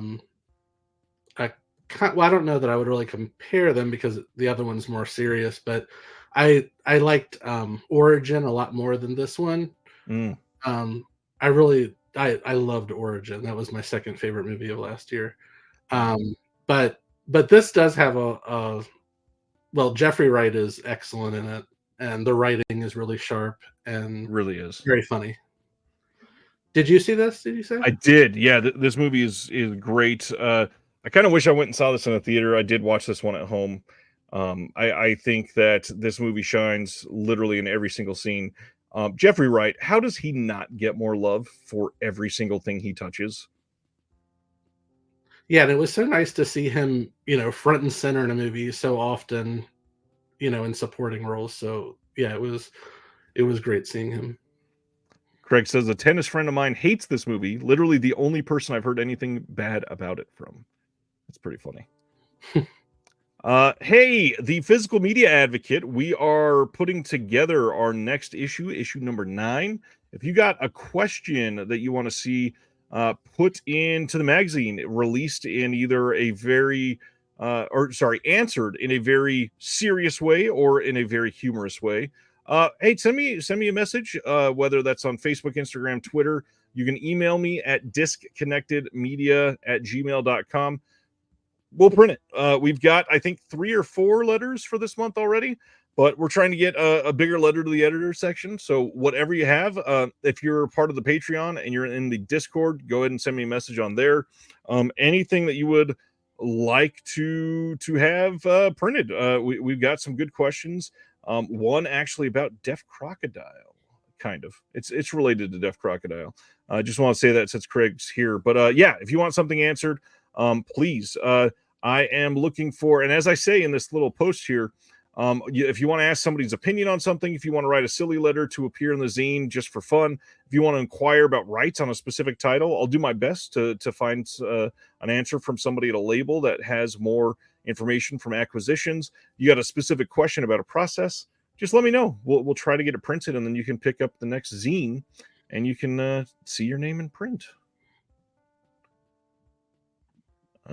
Next, Paramount is re-releasing Forrest Gump. on a 4K Steelbook on July 2nd. From what I can tell, this is not an updated 4K restoration, which is unfortunate because the 4K for this is pretty awful. But it is going to have 5 discs, a 4K disc, a Blu-ray disc, and 2 CDs. I think it actually has 2 Blu-ray discs, but nothing really new unless you don't have all of the like the CD soundtracks and all that. This is a lot. We really don't need another release of Forrest Gump, I don't think. And this is definitely not a new restoration or anything. No, I think if it was a new restoration, they would be advertising that like crazy. Good point. Moving right along, this is a big one. Sony releasing Thunderheart on May 21st. This is one with Val Kilmer that a lot of people have wanted for a long time. I've never seen Thunderheart. Have you seen this one? Yes, and yeah, this will date me. I used to watch this all the time on Laserdisc. And it's an excellent film. And I probably haven't seen it since Laserdisc. So yeah, when I saw this was announced, it was like a blast from the past because I hadn't thought about it in so long. But I just remembered that I really liked it. So I'm definitely going to order this one. I got a lot of complaints that this one's not going to be 4K. Unfortunately, that's just how it is. The hard part is this is available on 4K streaming.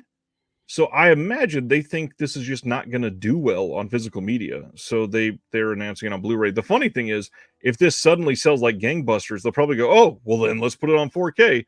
And then people will go, well, now I already have a Blu-ray. I don't need to buy the 4K.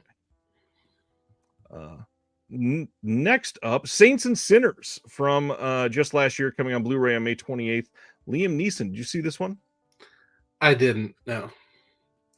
A lot of the... I actually saw this one. Yeah, this one got fairly good reviews.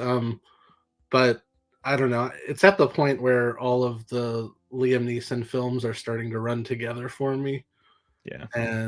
But I am looking forward to The Naked Gun with him. So we shall see. I mean, I don't know if it's going to be good or not, but I'm very curious to see. Yeah, I want to see how they do the editing for that. Next one, Luc Besson's Dogman getting a U.S. release from Universal on June 11th. I feel like hardly anybody has seen this one yet. Have you seen this one? I'm imagining not. No, I haven't seen this. Luc Besson doesn't seem to have made anything great for a couple decades, so I'd be curious to check this one out. Did this get a theatrical release or not here? I think it did in the EU, basically. Okay. Just a couple more before the big ones that I want to talk about. Radiance put up their next 6-month subscription you can do to July to December of this year. And the big news here is that they fixed it so you don't have to check out 6 different times to get 6 different shipments. You can just check out once and get 6 months worth of shipments package each month. They fixed that. It was really annoying last time if you tried to go and get a subscription from them. So check out Radiance if you're into the second half of the year. Here's a little movie. Taxi Driver getting a standalone 4K release in a steelbook on June 25th. This is the exact same discs from that Columbia Classics Volume 2 set that it was a part of. Taxi Driver's pretty okay. How do you feel about Taxi Driver, Dustin? Oh, it's great. I mean, and yeah, I have the Columbia Classics box set, so I won't be getting this one, but I'm glad that it's finally getting its own separate release for those who weren't able to get that. This is one of very few. Classic. Yeah. This is one of very few in those box sets that have gotten a standalone release. So everybody check this out. The 4K looks absolutely stunning. I've got that Columbia Classics too, and it looks great. This following Taxi Driver is just hilarious. June 11th, Shrek Forever After is coming out on 4K from Universal. Yes, they're also putting out a Shrek 4 film 4K collection if you really want that. And this is where my patience pays off because I knew that they were going to do a box set once all 4 of them were out, so I refused to buy these because I really like the first 2. I would need to rewatch the third and fourth one, but I do like the first and second one.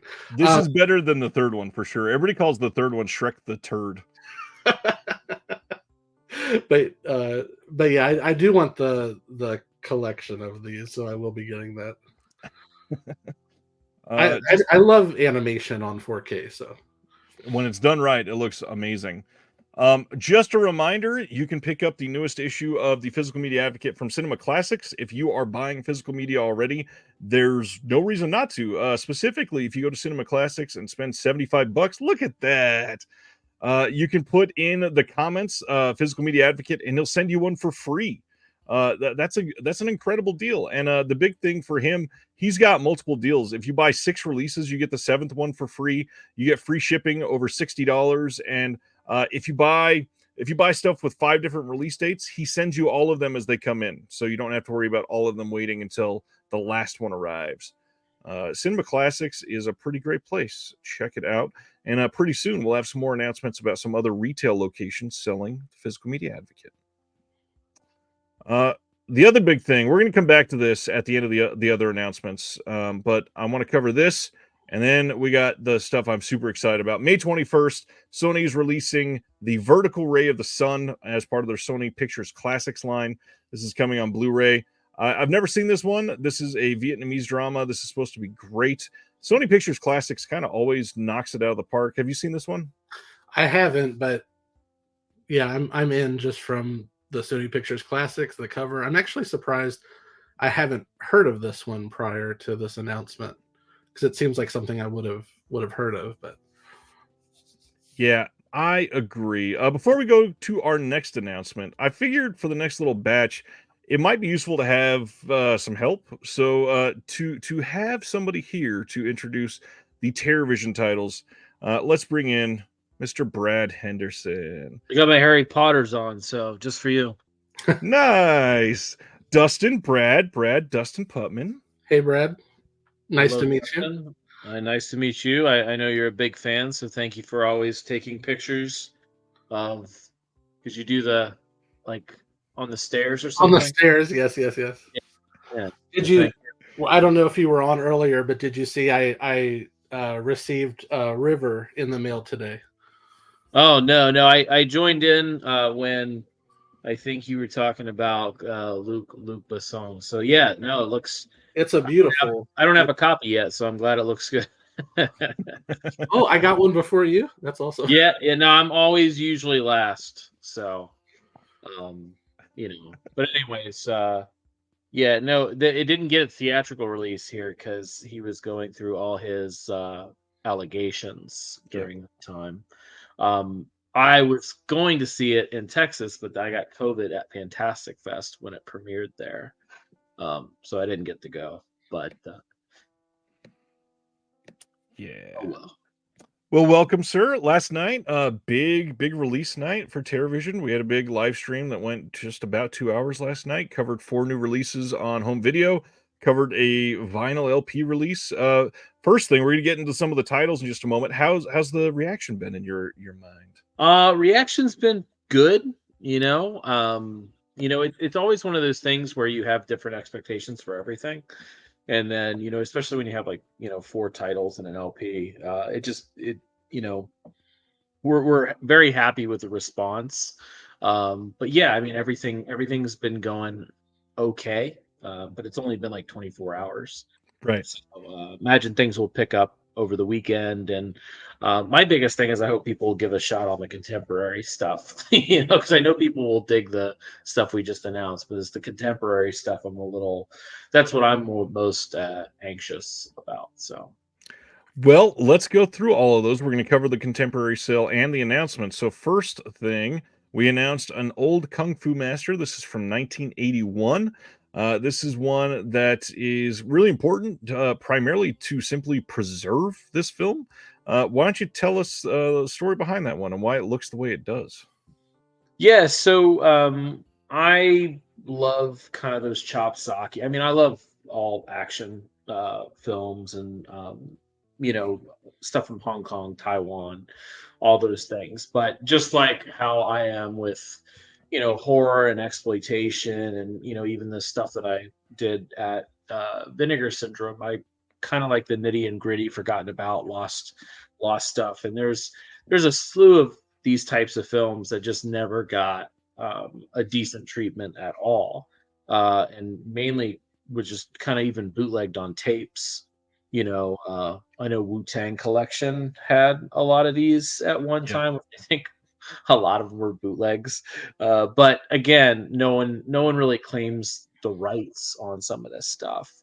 However, we actually did find the rights owner on this stuff.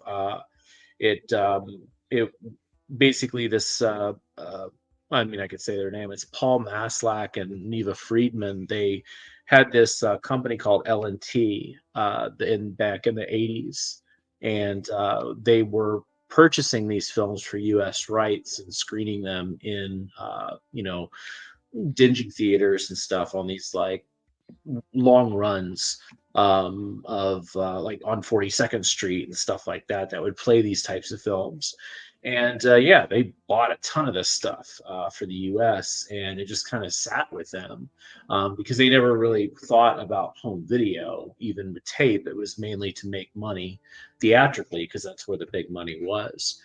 And yeah, we it's kind of changed hands a couple times, and they have basically a sales rep who's a pal of mine, and we licensed quite a few of these films. The only issue is that there's no material because they didn't really keep their prints or they had to send them back. So we have to find film material, which is very rough on these types of movies because it's a lot of these things were just thrown away. They weren't preserved in the sense because they really weren't by a big studio or anything. And most of the time, like these were made for cash grabs. And a lot of them had music that, I mean, you listen to Game of Killers, don't report us to the Pink Panther rights owners because the Pink Panther music plays in Game of Killers numerous times. And some Ennio Morricone as well.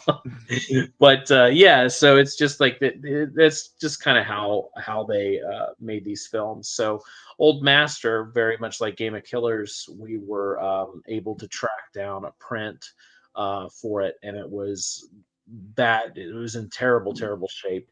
Probably the worst I've ever seen, honestly, with these films. Like when they opened up the canisters, it was like liquid at the bottom. And it stunk really, really bad.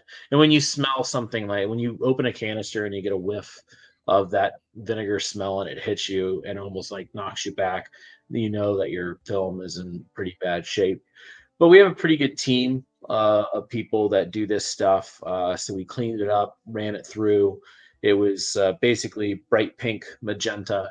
And we had to get it back to what we would think that this film would look like. So our colorist, Steve, he worked really, really hard on Game of Killers and this. And yeah, it brought it back to life. And there's a lot of damage on these two films. And, I had that kind of internal debate that, obviously we want to do restoration because that's important. But with these films, like there was so much damage. It was like we could do some stuff, but it would still look beat up. And I was like, it kind of gives a good vibe to it watching these things like this. It's almost like if you ever see a telescene of a film, where it just run through a scanner and you slap it on your television, it looks like you're watching a print. That's kind of what this looks like. And with the types of films these are, it kind of gives it that vibe that you're watching it in a dingy theater on the screen and just having a good time. And that's what these films are. And this one in particular has such a massive cast in it. It's pretty like just kind of forgotten about. Yeah. But it has a huge cast. Most of these guys and girls went on to do a lot of things. And yeah, it just was always a quirky, goofy, silly movie. Game of Killers is more serious. This is a little bit more comedic, but they always sound really cool. not shitting on it, but then you watch it and you're like, oh, it's this martial arts master gets these students together and takes on this head honcho. Well, yeah, that happens, but it's kind of goofy as it does. So, yeah, Chopsaki film, a lot of fun, just goofy. I love we played the trailer last night, and the like overwhelming like 5 comments in a row was, did that guy just grab that other dude's tits? Just everybody's saying it, and yeah, Yeah. that's a really great part of the trailer. Yeah, Rock liked that scene, and he thought it was funny. And yeah, I mean, that's the whole point is that we don't want to shy away from these types of films, of like kind of the goofiness. So we kind of went all out on this. Game of Killers, the trailer played a little bit more serious than the movie, but that's because we used if you watch the Game of Killers trailer, it's actually the soundtrack to Copperhead that we released that we used in the trailer, which was kind of funny. But yeah, I mean, I just adore these movies. They're fun. They're easy watches. And if you have some friends that like action movies and martial arts, you want to get some beer and pizza, these things are kind of fun to watch. They may hate you afterwards, but I don't know. Also, if you picked up the Game of Killers release, there is like a companion visual essay on this. This one has a history of Cecilia Wong, obviously a very important name in all kinds of cinema over there, as she contributed Yeah, a she's lot. one of the most popular people in the movie too. Yeah. Yeah. I'm very proud of how that came out. And the big thing, Sean from Poo for Thought is the one that did that.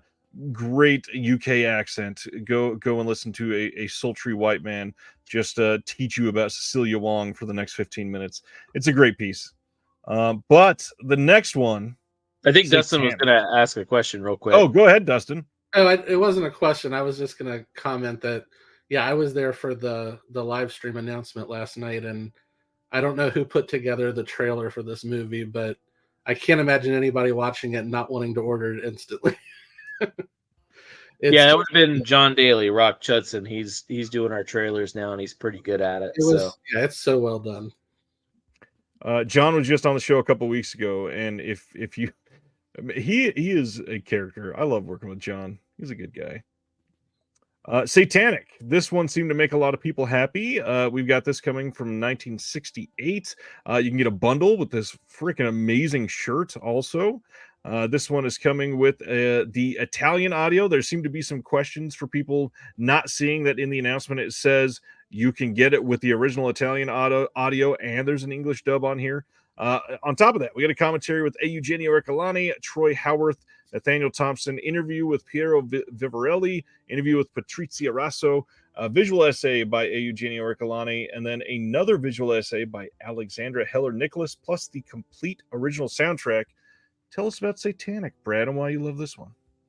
Yeah, I mean, this is actually a movie that Ryan really wanted at first. I mean, I'm a fan of the movie too, but when we kind of sit down and we just like discuss like some of our favorites and what we want to see, he mentioned Satanic, and I was like, oh yeah, I knew who owned that, and we went to the rights owner and we made a deal. It was a little tricky because it was a material issue on this, and the film's never seen HD. It's never had a legitimate disc release in the US. Honestly, I don't even know VHS, to be honest with you, but it's never had a disc release in the US. It's never been in HD overseas.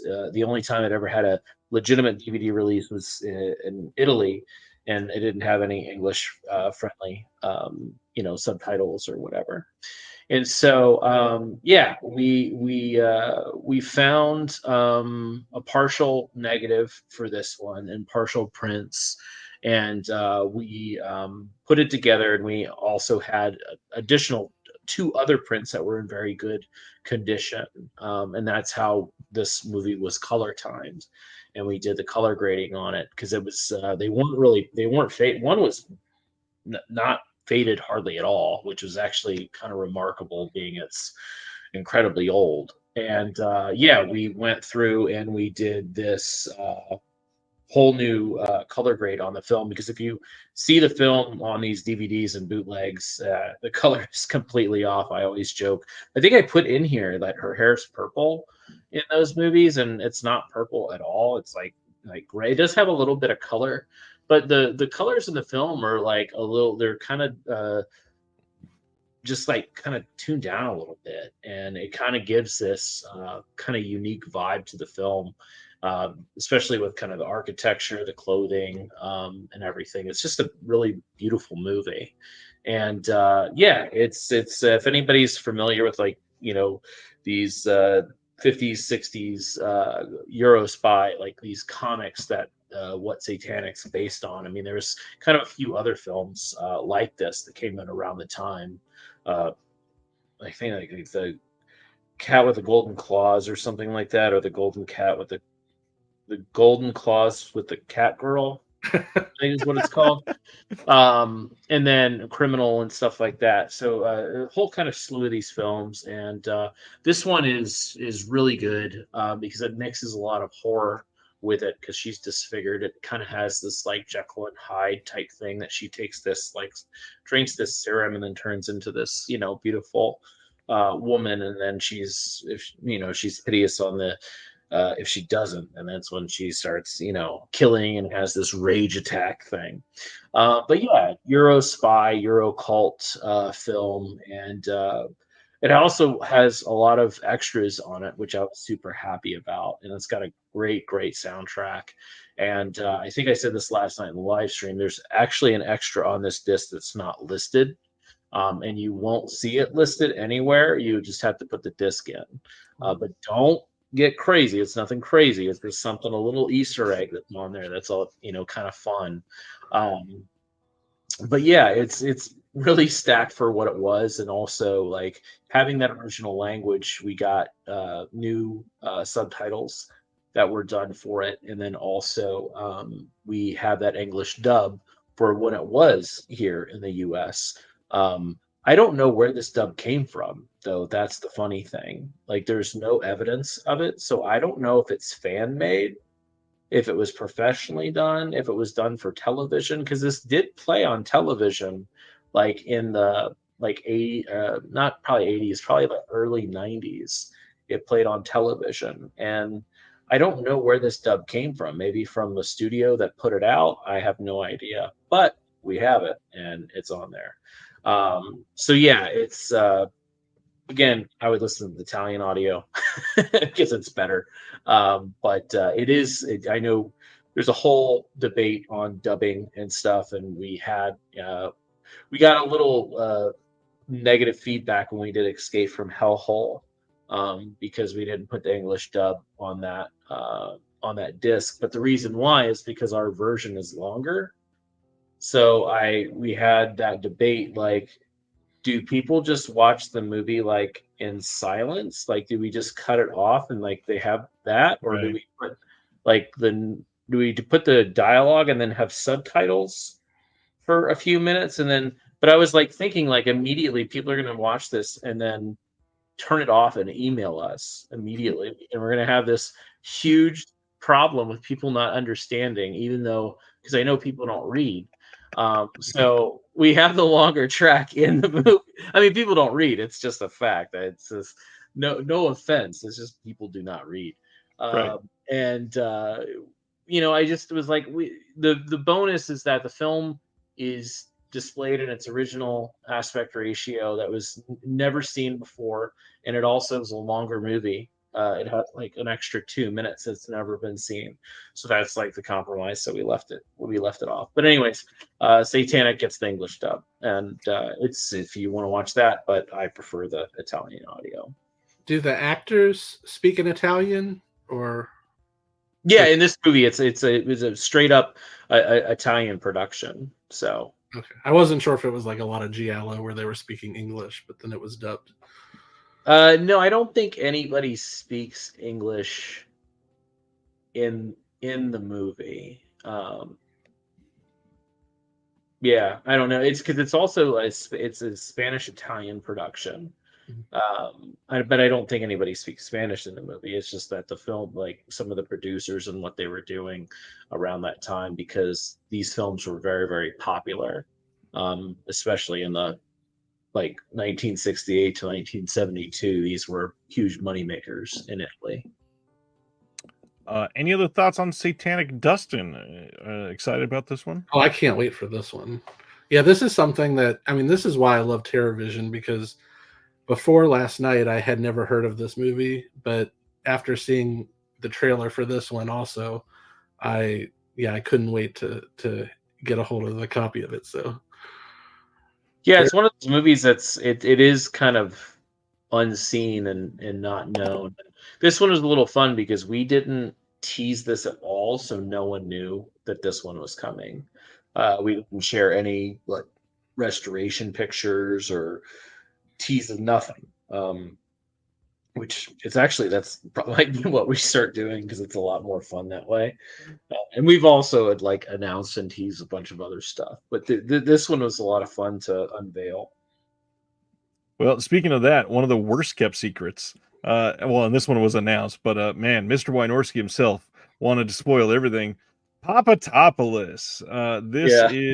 This is coming in May as well, coming on Blu-ray, and the list of extras on this is staggering. But Brad's favorite part, you can order it in a bundle with this glorious T-shirt. This is just brilliant. Just to let you know how things run at TerraVision, I came up with that 12 hours before we went live.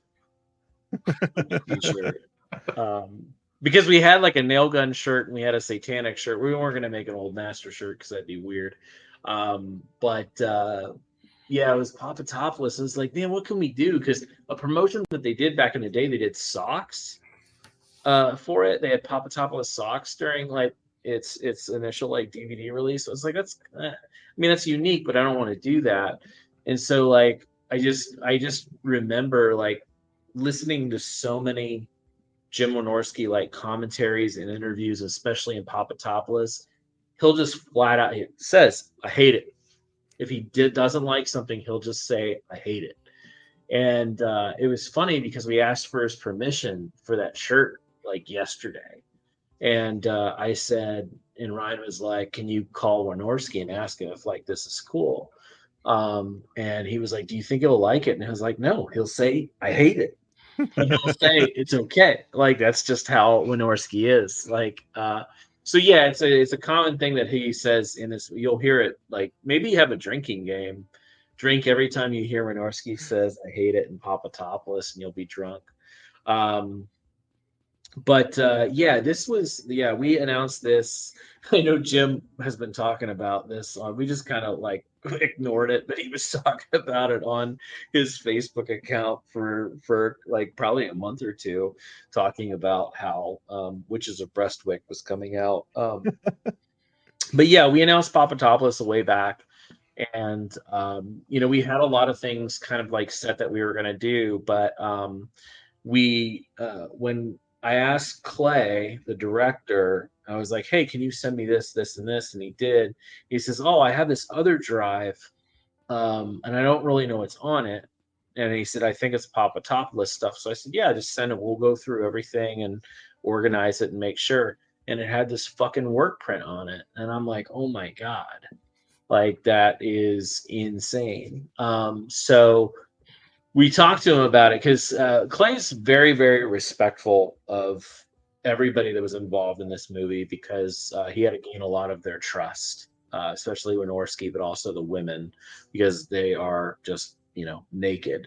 So he was very protective of how everything is done and displayed, which we highly respected, and he worked with us of like what needs to be cut, what needs to be blurred, this type of thing, because the girls only signed up to be in this part, not in this behind the scenes stuff.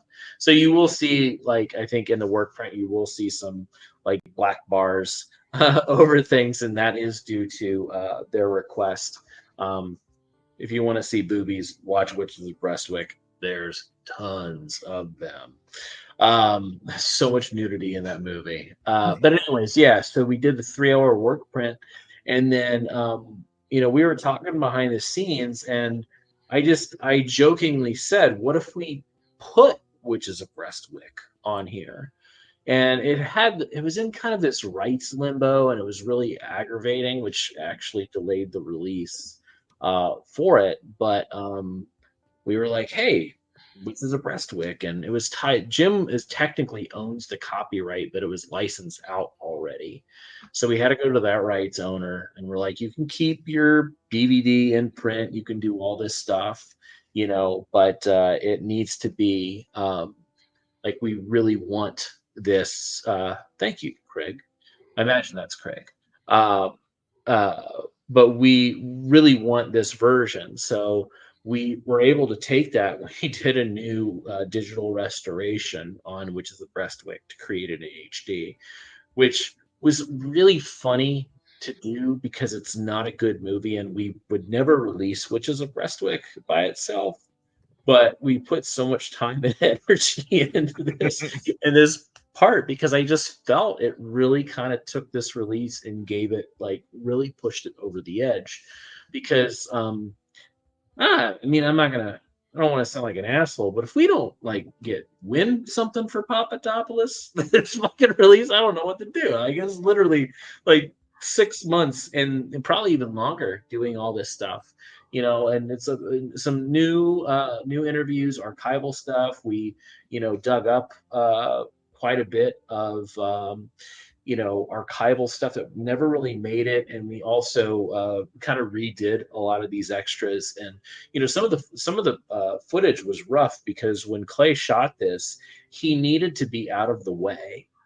He couldn't have a crew. He couldn't have like all these things. He was literally like under a table or something, or like backed up in a corner behind a door to make sure he was out of everybody's place. So he shot on like a literal DV camera. So a lot of some of these extras are done like that. And it just took a lot of time also organizing them, getting the files ready. The QC process on this was absolutely insane because we watch everything 3 times in the QC process. So I don't know, that's like probably like, I don't know, maybe 10, 12 hours of stuff. It's 36 hours of QC on our end. Our people hate us. But, it's so funny because sometimes I'll get a comment, it's like, isn't this too much? Is this overkill? And I'm like, yeah, it is. But what the fuck am I going to do? Like, not put it on there? The only debate we had was House of Julie Strain, because Julie's gone, and we didn't want to be disrespectful, but we were like, it's an honor to Julie do that. I've always adored her since I was a kid, really watching her movies.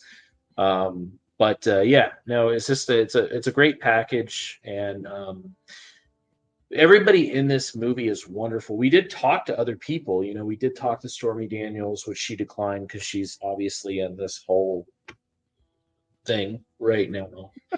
Julie K. Smith declined. I think, because a lot of these women, they're getting older, so they don't want to be on camera, that sort of thing. Monique, she is an absolute all-star, gorgeous as ever. And of course, she got in front of the camera because she's doing all these big ass fucking commercials, which her trailer reel, that Monique Parent trailer reel is on there. It's literally her trailer reel that she gives to big companies. And I think her Target commercial is on there, and like all these other big companies. She does all this shit. It's funny. She's great. But yeah, it was kind of it was a big passion project, and I could talk hours for this.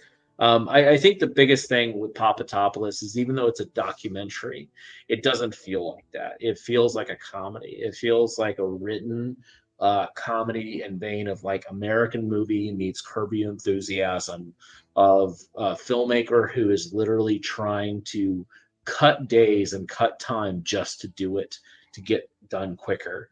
And Jim is so unique as far as like there's not too many people that could get away with what Jim does and says, but he's such kind of like this teddy bear loving person who is so incredibly grumpy, and just like once like he doesn't. I think at one point, like in the doc, he's like, "So we're gonna go out here and shoot this.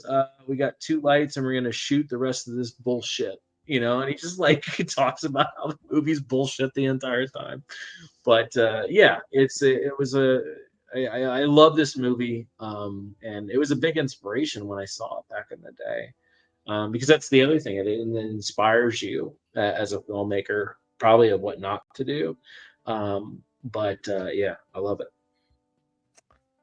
If you are watching this and you've been watching the channel for a long time, this phrase "restore the Wynorski verse" is probably common to you. Will uses that all the time, and I will say this visual essay on here. You might see somebody that looks a lot like Will wearing a wig and just doing a very love letter specifically to Wynorski. I will say no more because the comedy hits if you watch that for the first time. It's very funny. It was funny because when we went, because Clay, the part of our deal with Clay, which I usually do this with all the filmmakers because it's a trust thing, is I say if they want to be involved, I have them give the green light on everything. We don't do any extras, which this because we went back and forth on this with kind of editing things together. Yep. Is that Clay watched it and he like didn't understand what was happening. And he was like, I guess this is funny. And I'm like, it is funny. He's like, he's like, it's fine. He's like, there's nothing offensive. It's just like, what are you guys doing? And I was like, I don't really know. I was like, these guys are doing their own thing. I was like, I trust them. Yeah, I think it's funny. And he was like, whatever. Dustin, you a Wynorski guy at all? Looking forward to this? I've seen Wynorski films in the past, but I don't think I'm the fan that Dodson is. But I think everybody's seen a Wynorski film at some point. But I love. Yeah, you don't even know you did. That's the crazy thing. But yeah, I love any documentaries about making movies and behind the scenes and all that. So yeah, I'm all over this. This is one of those things that if you are into like like Brad said, genuinely inspiring. This is just like a scrappy sort of documentary. Just again, like that Robert Rodriguez, Lloyd Kaufman type of go out and just make the fucking movie already type of feeling. It's great. Yeah, you can have a killer weekend by reading like Rebel Without a Crew, watching American Movie, and watching Papatopoulos. I feel like you could make any movie you wanted to do. So I agree. Will says, whatever, LOL, I will take that review.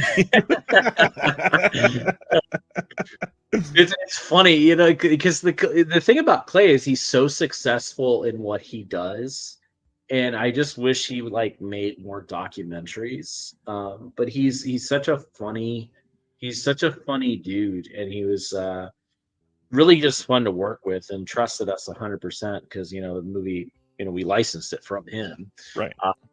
So yeah, it was. But yeah, this movie was a long time coming. Like I mean, it's kind of it's weird when you I'm sure if Craig's still in here, you can probably talk about this a little bit. Is that you work on something, you conjure up the idea, you talk about getting the movie out, or you talk about the movie you want to do, you search the rights, you find the rights, you create a relationship, you do all of this other stuff, getting it together. You do your restorations, you do your, interviews, you do your behind the scenes stuff, you get all the packaging together, you put it up, and it's like putting your kid, like it's literally from birth to like giving him out to like graduating. And you have this journey with the movies. So that's why I think, companies, when something doesn't do well, it kind of hurts, right? Because you spend, none of this stuff is really done quickly. There are films that you can like, things do come together nicely and quicker and easier. But something like this, it took, we announced that in like May of last year or something. August. I think this is one of the August titles. Oh, August we did that. Okay. Well, we acquired it like probably I would say January or February um, of handing our baby. It's exactly what it's like. Probably like January or February of like 2023, I would say. And yeah, I mean it's been like a year and some change, and that's a long time to a movie you talk about almost every day and getting things together. So yeah, it's a hilarious kind of um, part, but it also like makes you happy that you get to see it off into the world. Yeah. Well, speaking of films with a journey, let's get over to Nail Gun Massacre. This is everything Man, I just said applies to this one too. right. Yeah. First off, the big thing, somehow a lot of people missed in the announcement that this is a 4K UHD release. Yeah, I saw like 5 or 8 comments. Somebody said, "Oh God, this is UHD." Well, then I have to get it. Yeah, this is what I would call a massive upgrade over the previous releases that we've had on Blu-ray. And just like Papatopoulos, this one is just fully stacked to the gills with extras. Brad, tell us all about Nail Gun, and also, by the way, bundle with a really great shirt as well for this one. cheaper than a chainsaw. I don't know. They shoot a lot of nails. I don't know how expensive nails are in those compression canisters. But, anyways, yeah, I think. Well, to be fair, I don't think when we first announced this movie, we were just saying we were doing a Blu-ray because the previous Blu-ray that exists, which had the same transfer on it from the Code Red and 88 Films release, you know,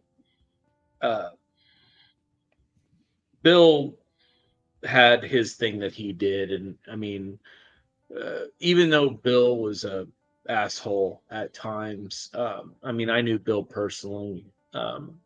He was a pioneer in this industry. Like, even if he was shitty to a lot of people and said some awful things, doesn't change the fact that he is one of the very first people to start, the DVD boutique business. Yeah. And I was able to pick up his movies at Best Buy, for Christ's sakes, back then, when he was doing, DVDs and whatnot.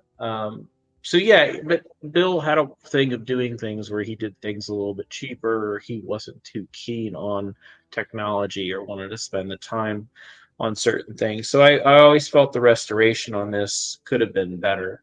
Especially this is like one of his first like Blu-rays that he did, because he did like 4 Blu-rays at once when he launched. When he started doing Blu-rays, it was like Voices from Beyond, Neon Maniacs, Nail Gun Massacre, and I think Just Before Dawn, and maybe Savage Streets was in there too. And so he launched this first title. I remember buying that bundle, and then he wrote to me. He's like, "Don't be an asshole when you get these," something like that, because I gave him a hard time on a couple DVDs back in the day.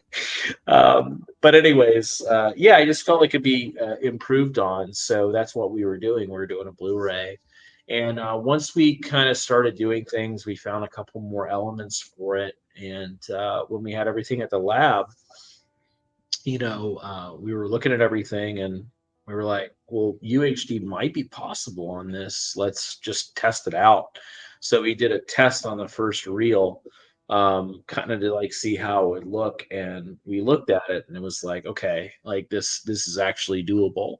It was kind of a stretch, and it was really hard, but I shared some side by sides, and we have a restoration trailer for you to actually see like how different it actually looks, and it's very, very noticeable for me, at least. I know, so I felt comfortable, doing a UHD, which obviously ups the price on the cost to the customer, but also for us too, because UHD, you actually have to get a license if you do it properly. I don't know how many people go around it, but you actually have to get a license to do UHD, and then you have to pay per unit technically. So that is costly, and then also just material wise, it's takes everything kind of takes longer. Everything's, I mean, some people say it's triple. It's pretty close. Like it's not cheap, especially just doing the HDR. HDR is incredibly costly. And you try to do things with a budget, but at the same time you need the work to be 100%. So it's a little rough at times trying to make those decisions. So yeah, we were able to do 4K UHD with HDR color grade, because I really don't see the point of doing UHD if you don't have HDR. And then we have the two. I'm going to try to. Because I can't read your screen. Don't show. I'm going to see how well I can remember. So we have two archival restorations on here. We have the 4:3 and then the widescreen that they did, which is fine, but it's not the original aspect ratio for the movie. I just think they did that because people would complain about black bars on the side. Right. We have new commentary from the Hysteria Continues, which I know that's confusing to people because the 88 Films had a Hysteria Continues commentary, but 88 Films wouldn't let us have that. So I just reached out to Hysteria Continues. It's like, it sounds silly, but can you do it again? But they were kind of thrilled to do it. So they did it again. I had these two wonderful guys do new commentary for us. Even though, did my thing of the founder of Reconnected on here? Yeah. I made sure that was there. There was an archival commentary from Lloyd. Lloyd Cryer runs Texas Frightmare. He is the guy that created that, and he is the owner of Nail Gun Massacre. So it was kind of fun working with him because he's a super fan of the movie, and he owns it, and he has so much more like memorabilia. There's a new interview on here. Ryan actually did all these interviews, by the way, right? Yep. Yeah, you did all these new interviews. You want to talk about that for a second? 'Cause I don't want to steal your thunder. I mean, I'll just say, I'm personally invested at this point. All of them are great. The big one, like Rocky Patterson, this is funny for a film like this. He's like the number one build person in this movie, and technically he's the doctor, which is barely a doctor in this movie. I've talked on the phone. He's the worst doctor. He's an awful doctor. I've probably talked on the phone with him at this point for a combined about 12 or 14 hours. He literally called me this week, not even knowing that we were announcing it this week. He's just, hey, just checking up on you from down here in beautiful down Texas. And we just chat randomly. Michelle Meyer was stoked to be able to talk about this. One of the big ones, Connie Spear, was very didn't even want to do an interview, but she's like, I'll do an audio interview, and then afterwards, if you let me hear what you're going to print so I can be okay with it. She got done, and she's like, thank you guys for being making me feel comfortable. This was great. I'm happy to have finally done this. Everybody just loved being a part of this. And if you really want to see one of the funniest ones, Kit Connolly, she's in this movie for less than maybe 3 or 4 minutes, and she's just like, yeah, Terry Lofton came down to the strip club I was working at and said, anybody here with big tits that want to be in a movie? And so I said, yeah, why not? And it's great. The interviews are super fun. Stoked on them. The commentary with me and Will, this is the first commentary we ever recorded. We are pretty damn proud of it. But overall, this definitive release, there's nothing that will ever be able to come close to this in any shape or form. Yeah, because we have the interviews. We have archival interviews with Terry Lofton, who has passed. Interview with Whitey Thomas, who's the composer, who has passed. Those are both archival. We had a new essay from Alexandra Heller Nicholas, and then when I was doing research on, because I try to find out do any other companies, like a French company, release a movie, and do they have any extras? How can we reach out to them and license their extra. Well, I was like on YouTube and I found in Yasmina, which I watch her stuff on Rewind Zone on Rube Morgue, but she did a piece on it. So I reached out to Rube Morgue and we put that on there. And then, the Alamo Draft House screening. I'm trying to look at here. I can't. The Locations featurette and Nailed. That would have been so much more helpful. You told me not to do anything, so I left it the first time. Oh, I just didn't want you to take away your screen, but that's fine. The Alamo Draft House screening that's a old archival stuff. Location featurette. So the Location featurette and the Nailed, the making of, that's from Synapse off their DVD. Dawn and Jerry were very generous in letting us use those. Nail Gun Q&A with Joe Bob, outtakes, bloopers, which I think the outtakes and bloopers, they're disappeared. The only way they survive is through that Synapse DVD. No one knows where those went. Wow. Because those were actually film reels that were scanned back, like when they did that DVD. No one knows where they're at. So those were actually extracted from the Synapse DVD and put on there. Promotional trailer, which there's actually no trailer for this movie. Apparently, I didn't know that. I tried finding a trailer. All there is this promotional sales trailer that they cut together to sell the movie back in the day to video companies. And then we created new subtitles, which Michael Keane did, which they're kind of funny because there's some things in the movie. It'd be actually fun to kind of go back, and it would have been funny to do that is probably an extra, is Michael Keane and I talking back and forth of trying to figure out what the characters say in the movie. Because there's a couple moments in the movie where you have no clue. Like there's that scene where those people are having sex up against a tree. Yep. And she says, oh my God, I can't, if you, when you watch the movie, she says the most ridiculous things to him. And I don't know if they're ridiculous or if she's just mumbling and we didn't understand. But I wish I would write back to Michael and I was like, I think she's saying this. And he was like, that doesn't make any sense. And I was like, well, we could put like inaudible, but like just put this because it sounds like, fuck me like a TV hot box or something like that. That's like that's the type of language they use. And I'm like, that doesn't, like, who says that?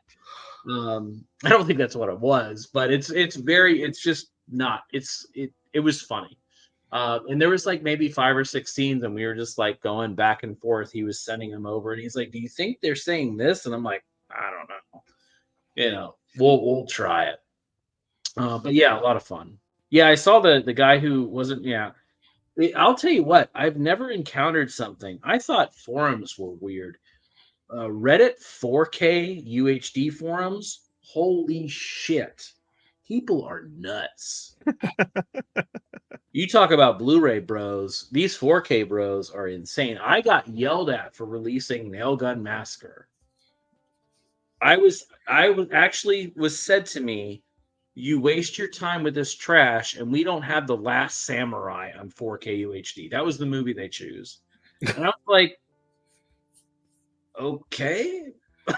Like, start a label. See if you can get Last Samurai. I don't know. Like, it's just like, it's so weird to me. Like,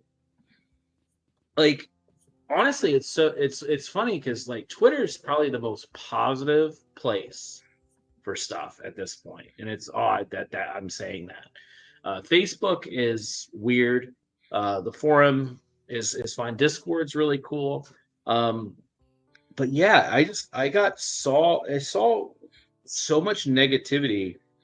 And I just laid into people. I just was like, you're not going to buy anything ever from us anyway, because there's no way you're going to buy fucking, Copperhead or fucking Hollow Gate. So right. I was like, what exactly is your problem? Like, just don't buy it. And they're like, you're taking advantage of us and the format. And I'm like, just please block me.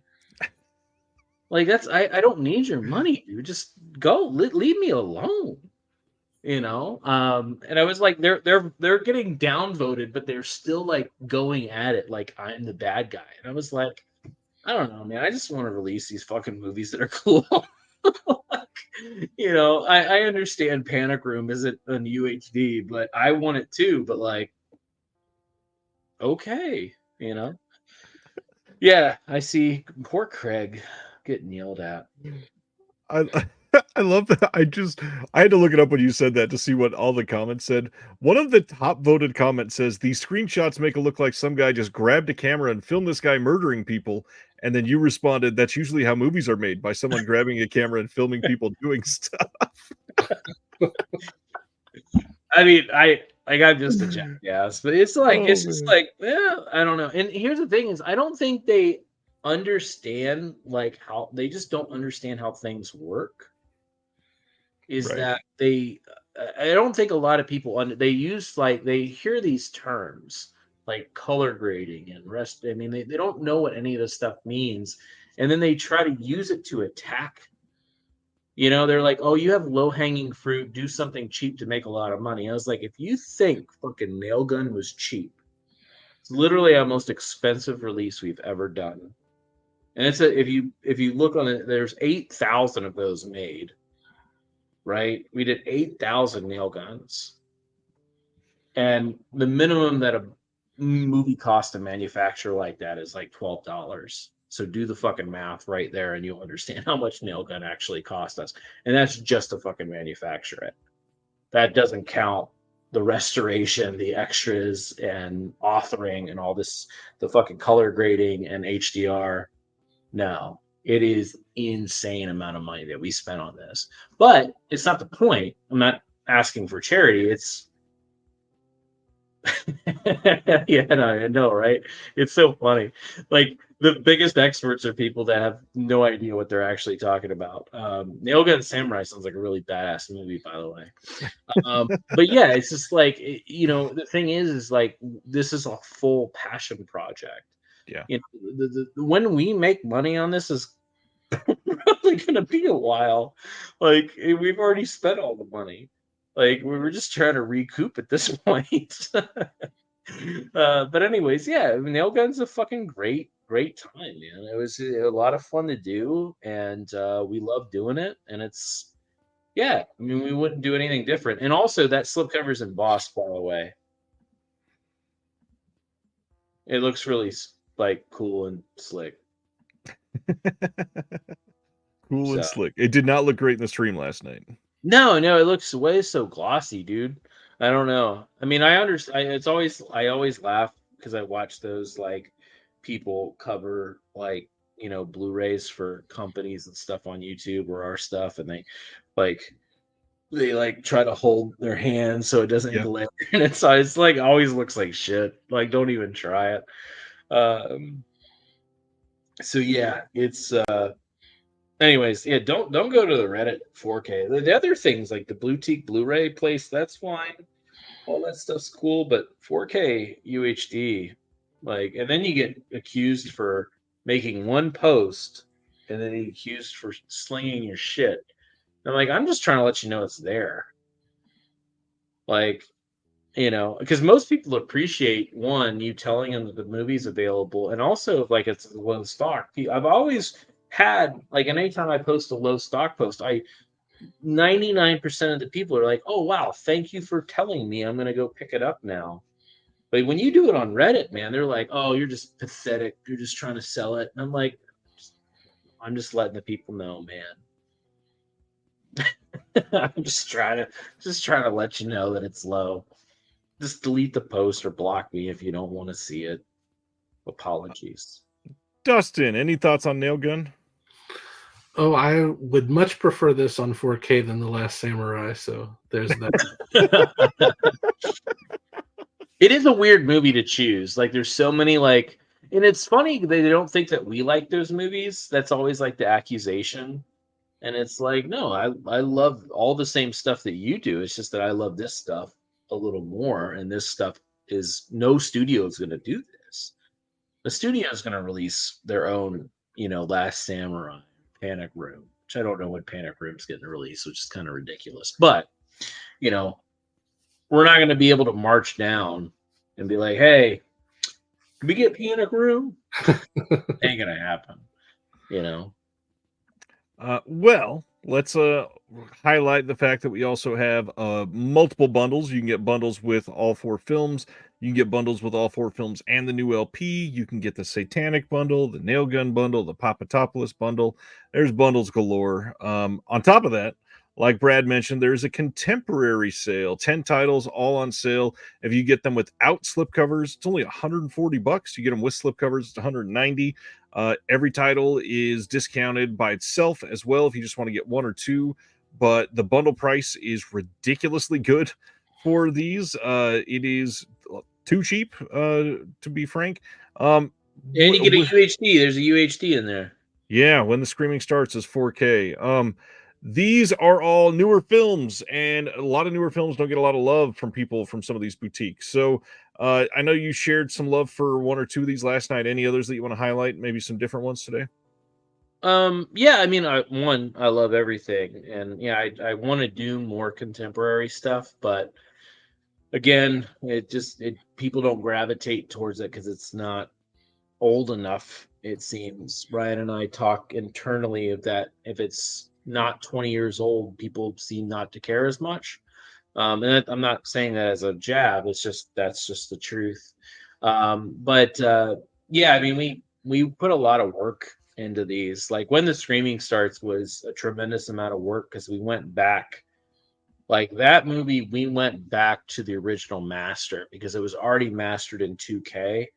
But they did a 4K, but they never completed it because it was just going to be streaming, and you can't really stream 4K UHD. When you do, you're not doing it. And just a heads up, like it's too big of a file to actually come through. It will look better, but it's not. You're not streaming 4K UHD.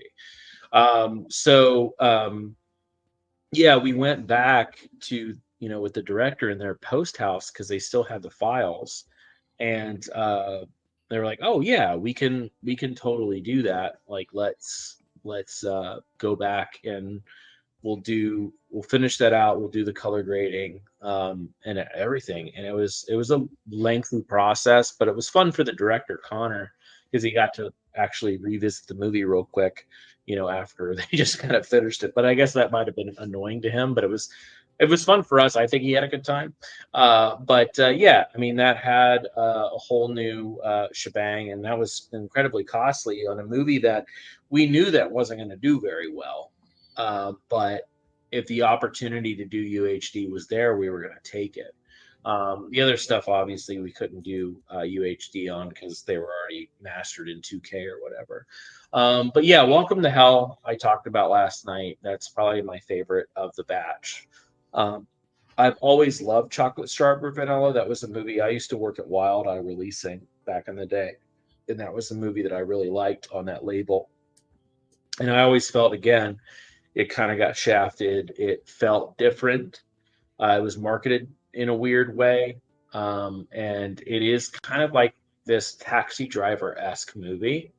And it's a little dark. It's funny at times, but it's also like really sad and serious. And if anybody's familiar with like the Bjork Stalker, that's kind of where the idea for this movie came from, which is like a really terrifying story and like has an awful ending to it. But yeah, we actually had like I guess they had some of the footage that they were looking at when they were doing this because like I made like I forget like hundreds of hours of videos during his breakdown. But yeah, Warren, the lead in that, he has this like mental like breakdown. And Chocolate Strawberry Vanilla has so many goddamn extras. There's a TV show on that disc as well. The first episode of the director's TV show that he did. Yeah, it's like 12 episodes or something. They're not long, but it's the whole fucking season's on there. And then Some Guy Who Kills People is another disc that is incredible. I mean, all these discs, aside, I think, from maybe Cube, are stacked. Just because it was weird when we try to do the extras for Cube, all those people are like very popular in Japan, and they wanted like $5,000 for interviews, and I'm like, no, we're not going to do that. So I just went back to Vincio Natali, who created Cube, and he did it's a long interview on that disc, and he talks about Cube 1, 2, and 3, and then the remake, because he did supervise like the script on this.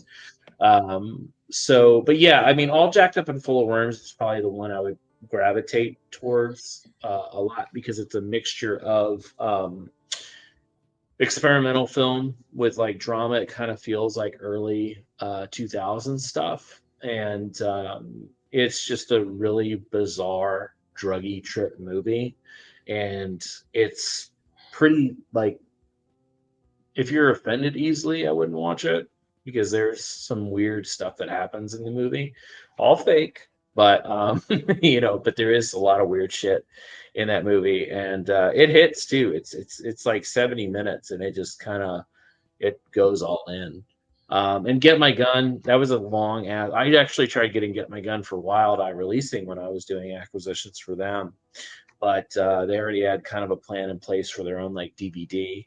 And when that was actually, it was funny. Parasites and Get My Gun were two movies I tried to get for a Wild Eye Releasing. It just didn't work out.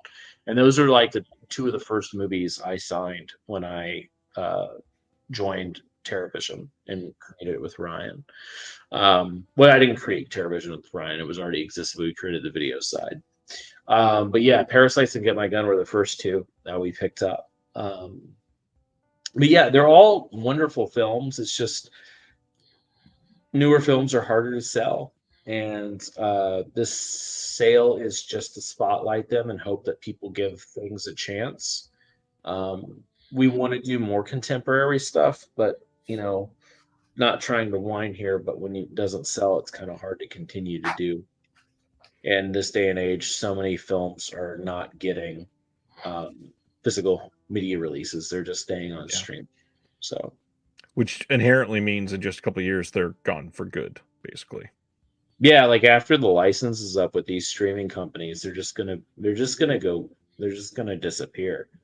And you think it's bad now with some of these older films. It's gonna be way worse, because in 20 years you're gonna be like, where's this movie? Or it's gonna come back and be like, hey, remember this? And it's just not available. At least if it's on a disc, it's the longevity of the film will be a lot longer. And I want to do more, because I watch newer films all the time. But it just seems that as soon as someone sees that it's new, they'll either not be interested, or they'll be like, oh, I can just stream it. Which, sure, stream it and watch it if hopefully you like it. But, if you like it, maybe buy it, help the cause. Because at this point in time, there's so many, you could see so many films you can look, and just so much is not getting a physical media release. So, yeah. Well, thanks for hanging out and streaming 2 nights in a row. Yeah, it's not as late as last night, but thanks for having me. Not quite. We'll be on quite a bit later, though. So, yeah, thanks for hanging out. Everybody should probably go check out TerraVision's website. This is, you said it last night, this is sort of like a relaunching of the label. This is like, hey, we got our shit together where everything's in stock and shipping that we had announced previously. And these are kind of incredible releases. This whole slate is like a remarkable achievement. And that's not just being stated as somebody that helped with them. These are like scary, great releases. Yeah. No, I appreciate it. And yeah, it is kind of like a fresh kind of go with what we're doing. And yeah, we have a lot more planned, a lot more surprises, stuff that people will never guess. It's going to get weirder.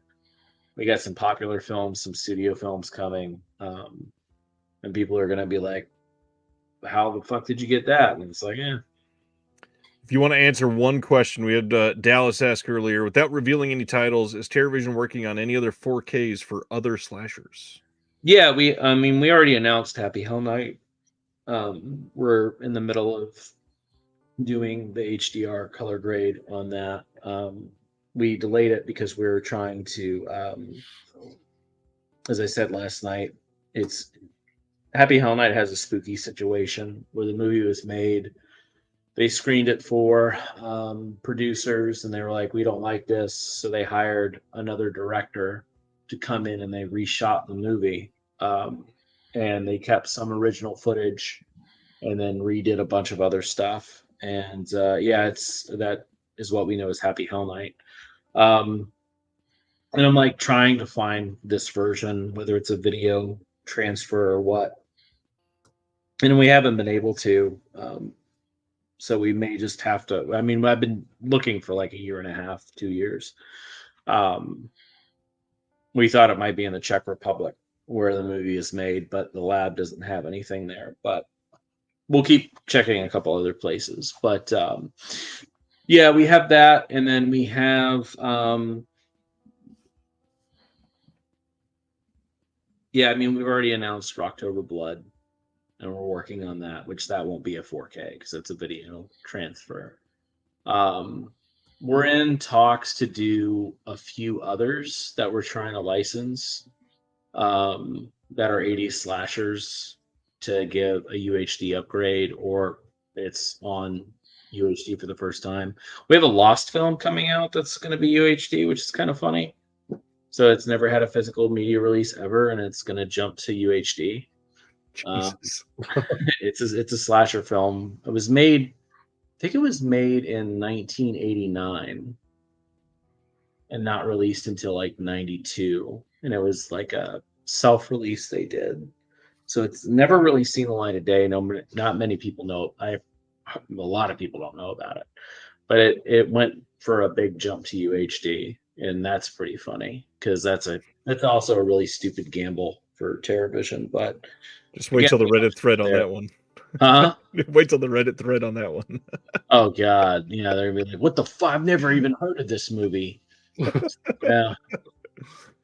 Okay. Oh man. But yeah, we have a few things lined up. I don't know how much is going to be this year.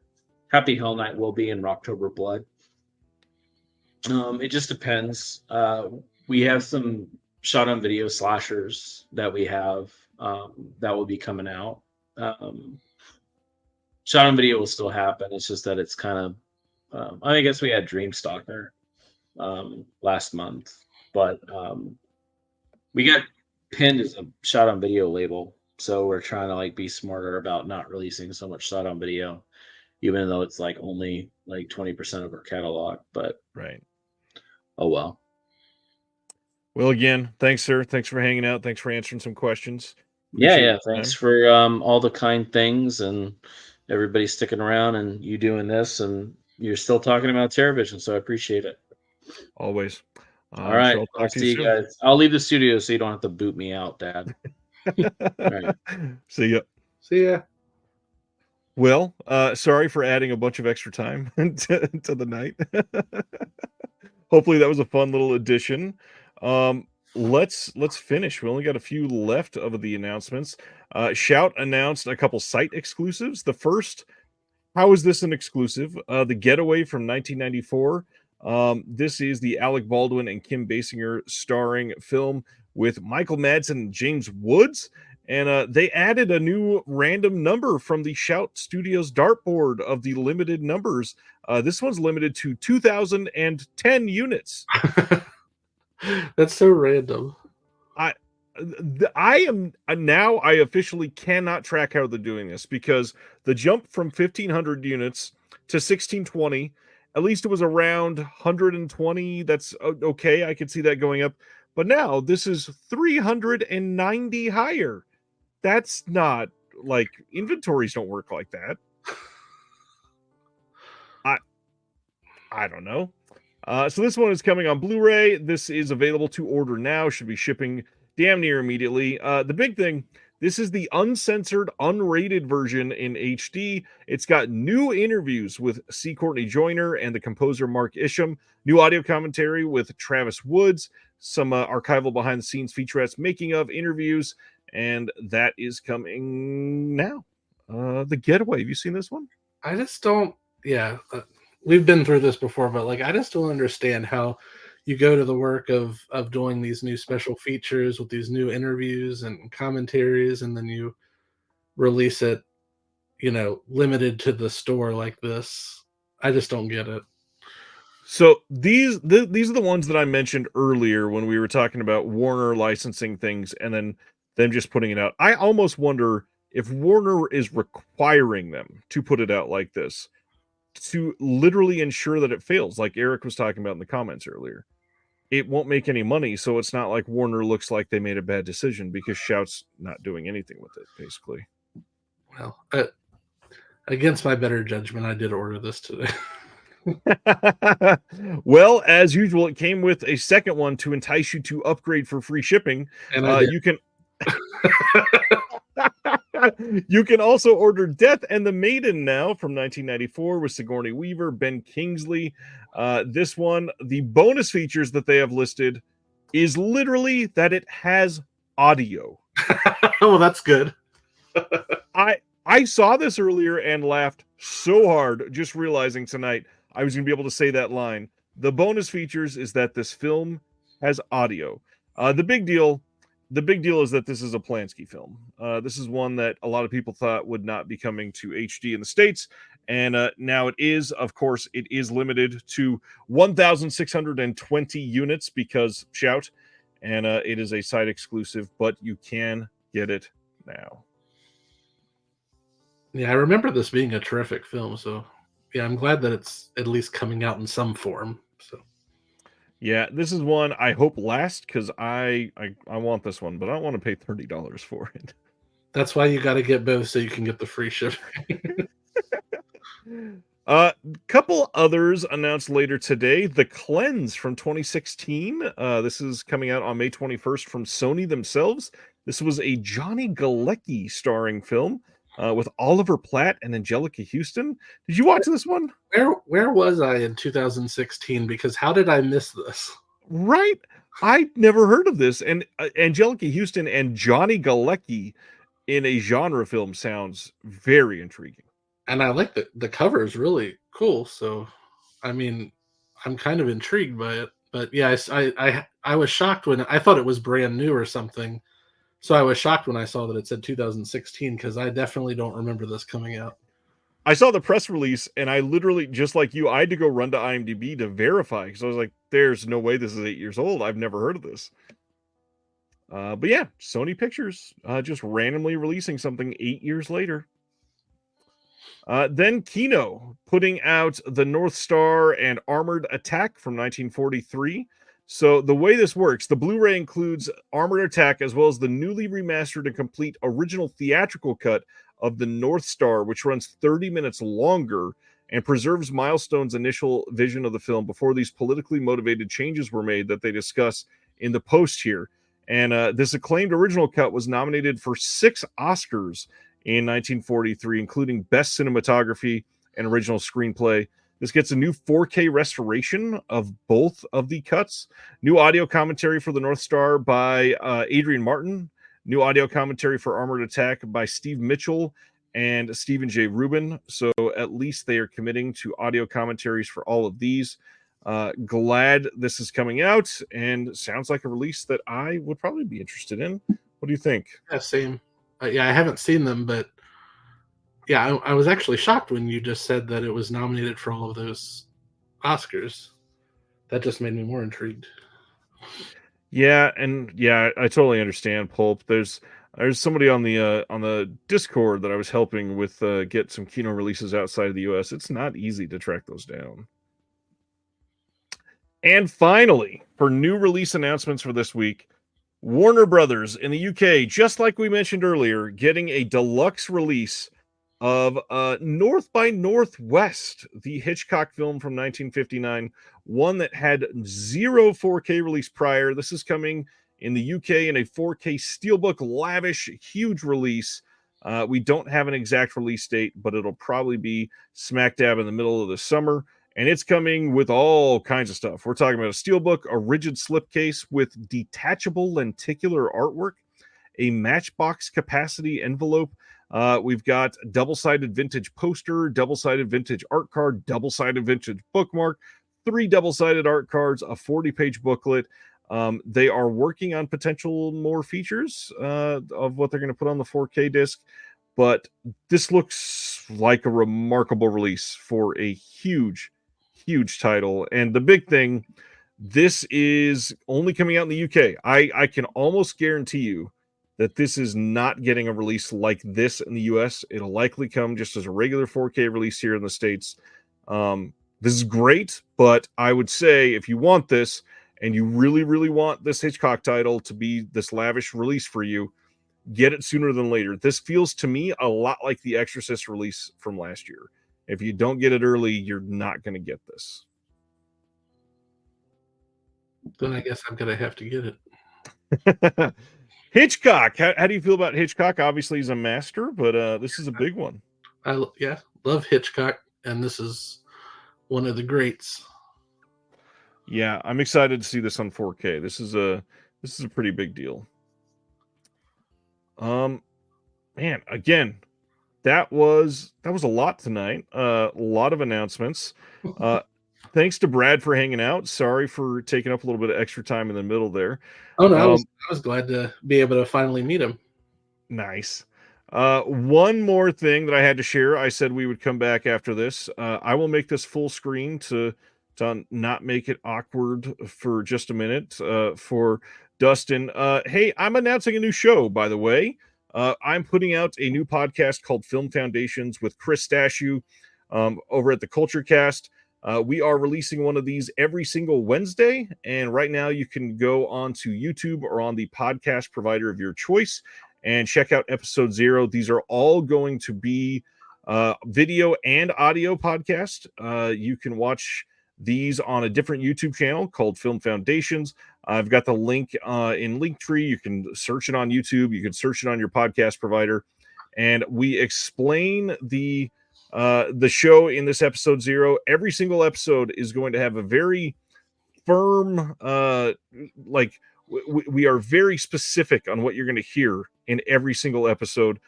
We've got 4 different questions that we answer based on the topic. And what's crazy, I've gotten this question so many times this week. Pulp says, another podcast, when do I sleep? Funny enough, we've been working on this for months. We already have the next 7 months of episodes for this recorded. We are recording more and more of these. We're trying to get very ahead of ourselves so that we don't have to work on them so often. Like tomorrow, I'm recording 3 episodes of this. But yeah, we are doing a lot.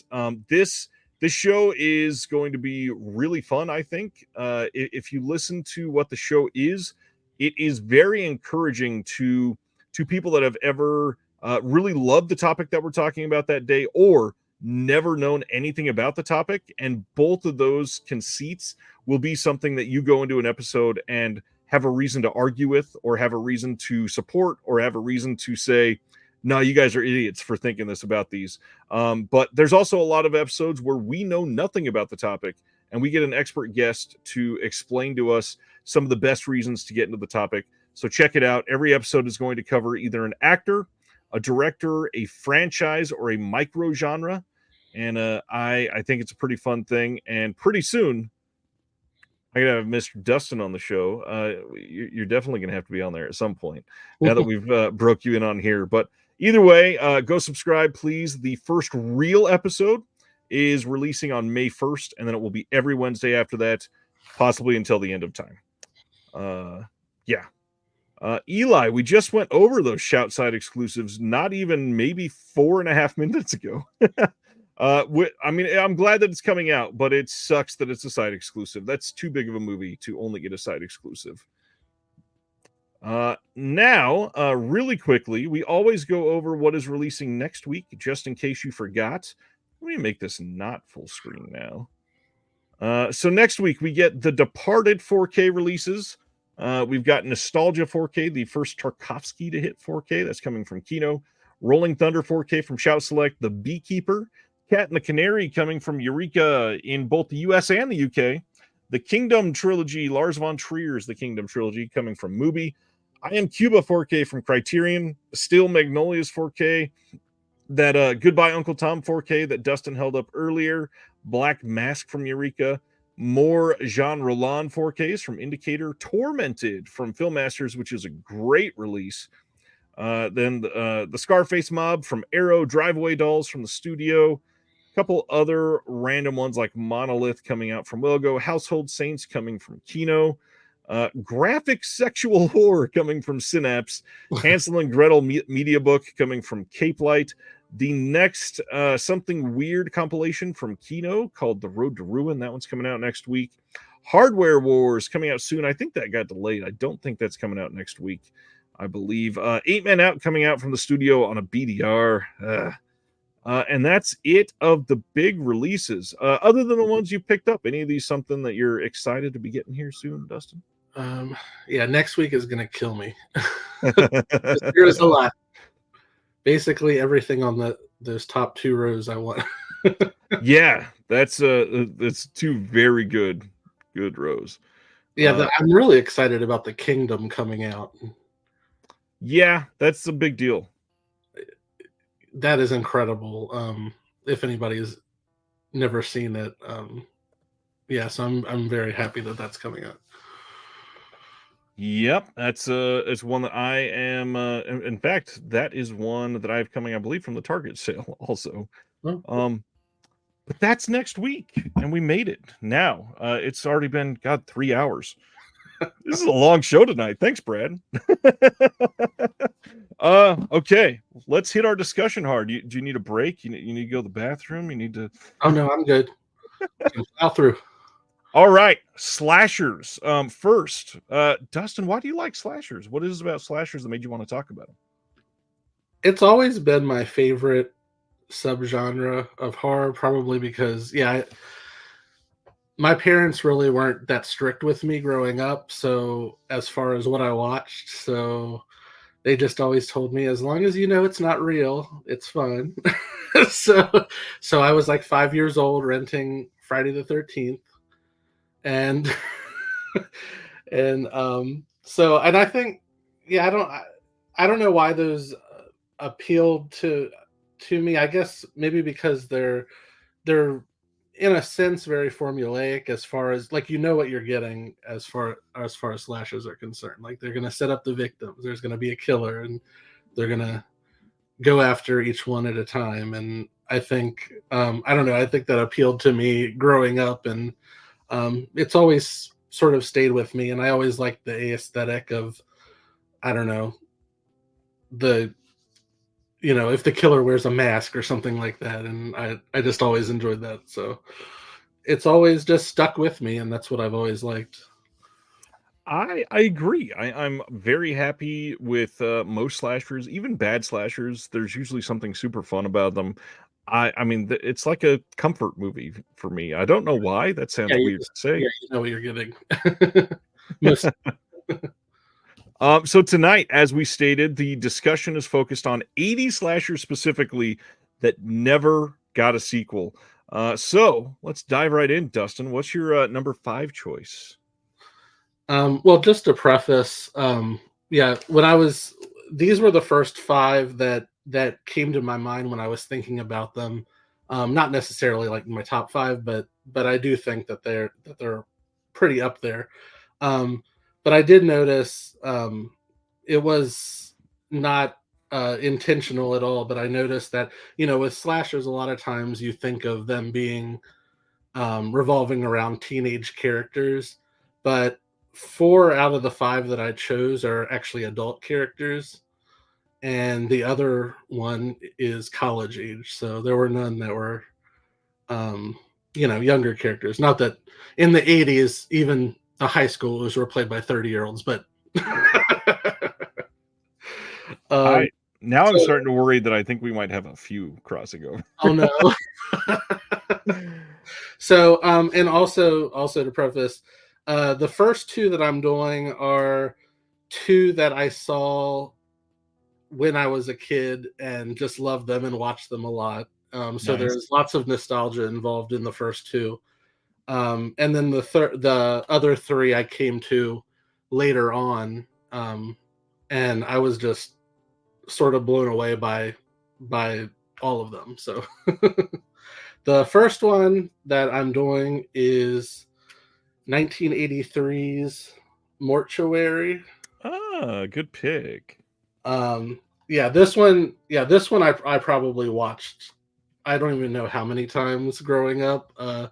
It always, have you seen it? I have. It's been a long time, but I saw it. I think I saw the Scorpion that released that before MVD Rewind. Yeah, I believe so. Yeah, I watched that blue. And then MVD released it with a slip. Yeah. And I had to buy it, even though it was just the slip with the same stuff, but I had to do it. But this one always really creeped me out. I loved just the atmosphere of it. It's set in Southern California along the coast. The main character is a college student, and her father has recently been, they say that he drowned, but she's convinced that he was killed. And meanwhile, there's a friend of hers goes missing, and then she starts seeing somebody stalking her who's in a black cloak carrying some sort of sharp embalming instruments, and it's very creepy. And it also has a really good cast. Mary McDonough, she was coming off of the Waltons for 9 seasons, and she was the lead in it. So I don't know if they were trying to do sort of not really like Jamie Lee Curtis, because she hadn't come off but maybe like somebody who had like a name attached to her already. And then her boyfriend in the movie is David Wallace, and he was also in another 80s slasher called Humongous.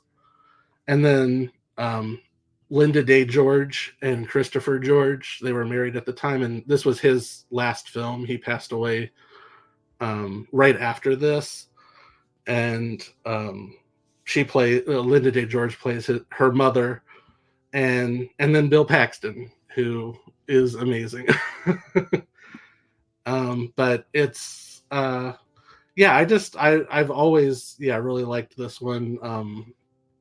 Like I said, it always creeped me out, and it still holds a lot of power for me, because I rewatched it just a few weeks ago, and that's my first choice.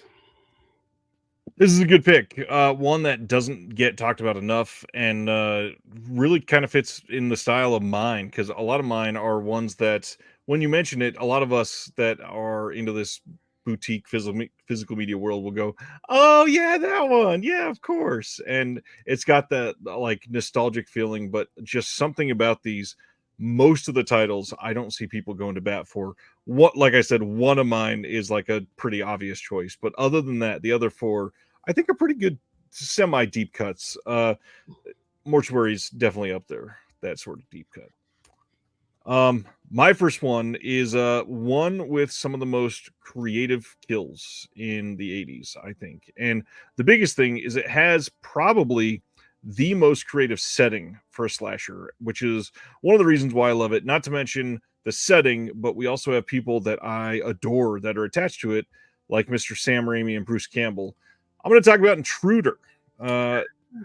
This movie is set in a grocery store, and because of that, has some super unique deaths. It's got some really well done gore. Like, this is known as a gore-heavy film. The big thing, though, if you've never seen this Synapse release is brilliant for this movie. There is a new making of on this. There's an audio commentary with the director, Scott Spiegel, and the producer.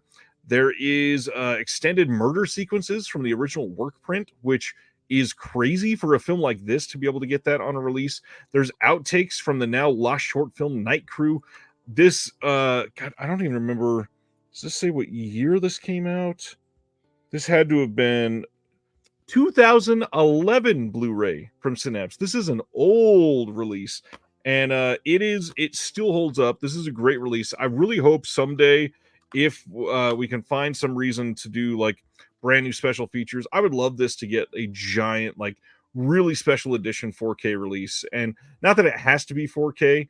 This movie just doesn't get love, and I feel like in today's like marketplace, this coming on 4K is something that people would get super excited about and go buy just because they've heard so much about it. This movie's astonishing. What do you think about Intruder, Dustin? Oh, it's really good. Yeah, I saw it when Synapse put it out, and I haven't seen it since then. But it's really stuck with me over the years. I do love the grocery store setting, and that's another thing. Yeah, that I had forgotten to mention. Just that appeals to me about slashers is a lot of them are, um, you know, a lot of times the setting is another character in the story. So, and that certainly stands for Intruder. Ain't that the truth? All right, let's go to your second one. All right, the second one is also the second one that I watched a lot as a kid, and um, it is American Gothic. Good pick. Have you seen this one? I think I did years ago, but yeah, this is one that no one talks about. Yeah, and it is really good. Like I know a lot of people always say because it stars Rod Steiger and Yvonne DiCarlo. I believe she was in the Munsters, and of course Rod Steiger was, a It's Rod huge Steiger. actor, Oscar nominated. And people always talk about how they must have been so embarrassed by this film, and this was towards the end of their careers.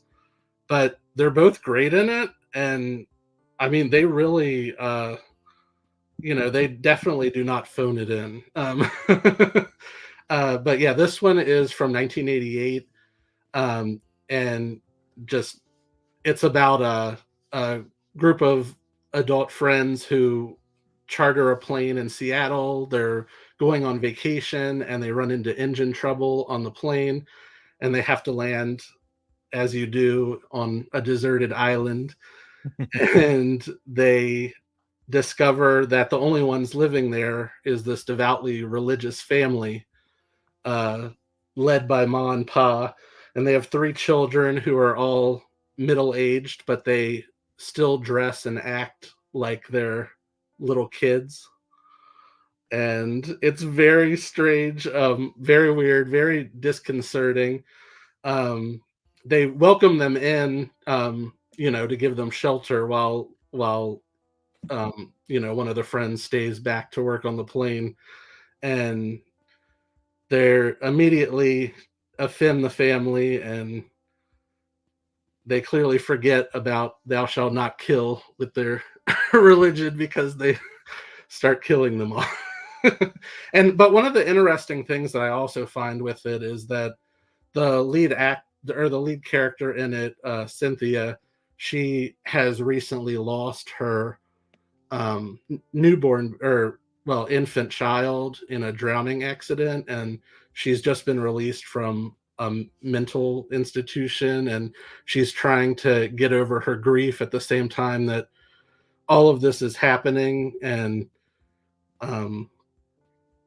I think that it's sort of a fascinating dichotomy between the lead character who's still grappling with the trauma and guilt of losing her baby, and then one of their children, Fanny, who again is like 45 years old, and she's a little girl, and she's carrying around a baby doll that's actually a real skeleton of a baby. So, so sort of, I don't want to give away exactly what happens, but it's not really good for her mental health. Let's just say that. I am very, very due for a rewatch for this one. Gosh, yeah. Wow, Will. Will says The Prowler, The Dorm That Drip Blood, Maniac, Terror Train, Black Christmas. If Just Before Dawn counts, it's my number one. Will, we should be friends. That's all I'll say. I definitely need to rewatch American Gothic. My next one is the only one I picked that's the obvious one, and I wanted to get it away pretty early, and so I gotta go with The Story of Harry Warden. Like, My Bloody Valentine is such a stylish idea of a film. There's so much that you can do with this. It doesn't have a sequel. It does have a remake that I don't hate. I think the remake is pretty decent for this, especially if you watch it with the right 3D and all that. But this good kills, great acting, super memorable killer. We were talking about that. This is a classic. Most people have seen this. I don't need to explain this to most people. I I'm feel just like, oh, I'm sorry. I was just gonna say, I feel like that could be the most popular slasher that never got a sequel. I was thinking that, or maybe Terror Train. I think even this is more popular than that. Like it blows Probably. my mind. And even when the remake came out and was such a hit, and you would have thought that they might have done a sequel to that, and then they never did. Yep. But I mean, This is maybe this is it's, one of those that's amazing that there's no sequel. That yeah, like maybe it could it's have made better them a ton of money. yeah. But that's a great one. Had to do it. Clearly most people have seen it, but it's just a beautiful movie. Yeah. So my third is, if I said ice skating, would you know what I'm talking about? There's a couple scenes that immediately come to. Oh wait, no, one of them is the 90s, I think. I'm doubting myself now. What is it? Going with Curtains, Okay. which has one of the great sort of kill set pieces where one of the characters is a professional ice skater, and she goes out one morning and it's nice and tranquil, and she's out practicing on the pond, frozen over, and she gets stalked by a killer in a old hag mask with a carrying a sickle. And it's so I don't know, it's so weird, like just the imagery of the scene, but so inspired at the same time. I think in a lot of ways, because people sort of think about Curtains, they sort of put it together with that scene. And I think it sort of like suggests what could have been, because there were a lot of production issues with this movie, and they filmed like the middle section, like the middle hour of it or whatever, and then they came back like a year or two later and filmed the opening and the ending, and with a different director. And the original director was so angry with it that he took his name off of it. So but at the same time, it weirdly still all comes together. And I just think it's very effective. I love the snowy setting of it. I think it's interesting.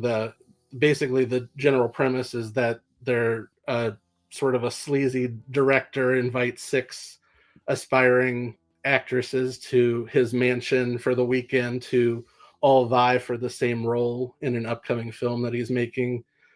And um, yeah, there's a killer in their midst at the same time. But it's very well done, and yeah, like I said, I love the snowy setting. There's another great third act chase scene, and I love a good chase scene in a slasher. And this one has a great one at the end in a sort of it's like a like a set shed or something, it's like a shed with all of like the sets and production equipment and things like that, and it's just very well done. So yeah, I love Curtains. Have you seen that one? Multiple times. This is one with some very evocative visuals. This is a movie that will stick with you for a long time.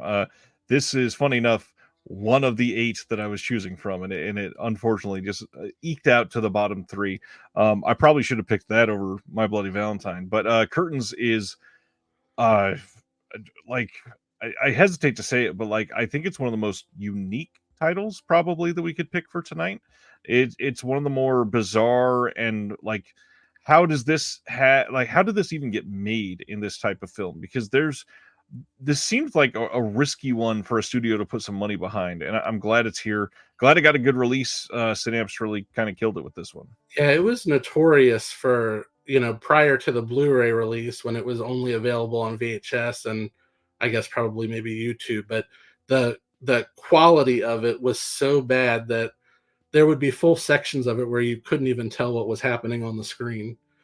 And so, yeah, when Synapse put out the Blu-ray, it was just, yeah, it was a revelation. It was like seeing it for the first time, and it really did showcase how well it was shot and filmed, and only made the movie better overall. So Yeah, I would fully agree there. And funny enough, not to immediately glom onto it, but I would say the same over my next pick. And man, my first pick was a Synapse too. Synapse getting a lot of love right now. My next pick is a Synapse, and they did the exact same thing for this one. This is 1981 for a film that I love specifically for the ending of this movie. That is The Dorm That Dripped Blood. This movie is one. It's a Christmas movie. I was Set about to in say, it's a Christmas slasher. set in a very snowy dorm area where students are disappearing. Very like cliche setup there, but it does one of the most non-cliche things for an ending. And I know that a lot of slashers have like the, hey, we're indicating that there could be a sequel, but this very specifically has like the opposite of a happy ending. And that's why I love this movie. I don't think that's a spoiler or anything like that, but I do feel like most people have never seen this movie. I think this is one that people have maybe heard about. I think I remember they discussed the alternate title on here. Oh yeah, Death Dorm. For some reason, there's an alternate version on here called Death Dorm. So people knew Death Dorm or The Dorm That Dripped Blood, but the ending of this movie is really what sets this thing apart for me. But I also love just Christmas slashers. It's a really fun genre by itself, and this one specifically, again, another great release. Interviews, audio commentary. Synapse killed it again. I think this was a 2011 Synapse release, back when they were releasing more than 3 titles a year. This is a big one, and it goes on sale for very cheap. I don't necessarily see this one getting a 4K. I see something like Curtains getting a 4K before this, or Intruder, because they have a little bit bigger of a reputation. This one gets overlooked by like 98% of the horror community. Dorm is amazing. This movie's fantastic. It's really good. And and even more impressive, I believe that it was actually filmed by like UCLA film students. It was a student film, yeah. Yeah, and so that just makes it even more impressive. And I know like Daphne Zuniga is in it, and I think that might be her first film. It is, I believe. Even though she's out of it pretty quick. but yeah, I love the campus setting of that, the Christmas sort of vibes in the background. And yeah, I think the most memorable thing about it is definitely the decidedly downbeat ending. I mean, that's a very sort of ballsy way to end a movie. Yes, it is. Love the ending of that one. And yes, Dude McMahon is right, pointing out The Dorm That Dripped Blood. I'm remembering, and I could be wrong in the beginning, I thought it had one scene with snow. It is set in California, so it's not like it's a snow-capped film. But if I remember right, I think there's one scene with snow. I think it's just like a set piece. Anyways, I cannot remember, but I may have just misspoke there. Well, it is set at Christmas, though. There might be like snow like on like the edges of the street. Yep. All right, sir. We only got a couple left already. All right. My fourth is, so this one I only my last two, actually, they're both Arrow releases. And I discovered both of them. I had never heard of either one of them until they were announced. And both of them just blew my mind. And I was like, how have I gone all my life and never seen this movie? Nice. So it is 1982's The Slayer. Oh, wow. That is not one I would have expected out of nowhere. Have you seen this one? I don't think I actually ever saw that. Oh, I think you'd really like it.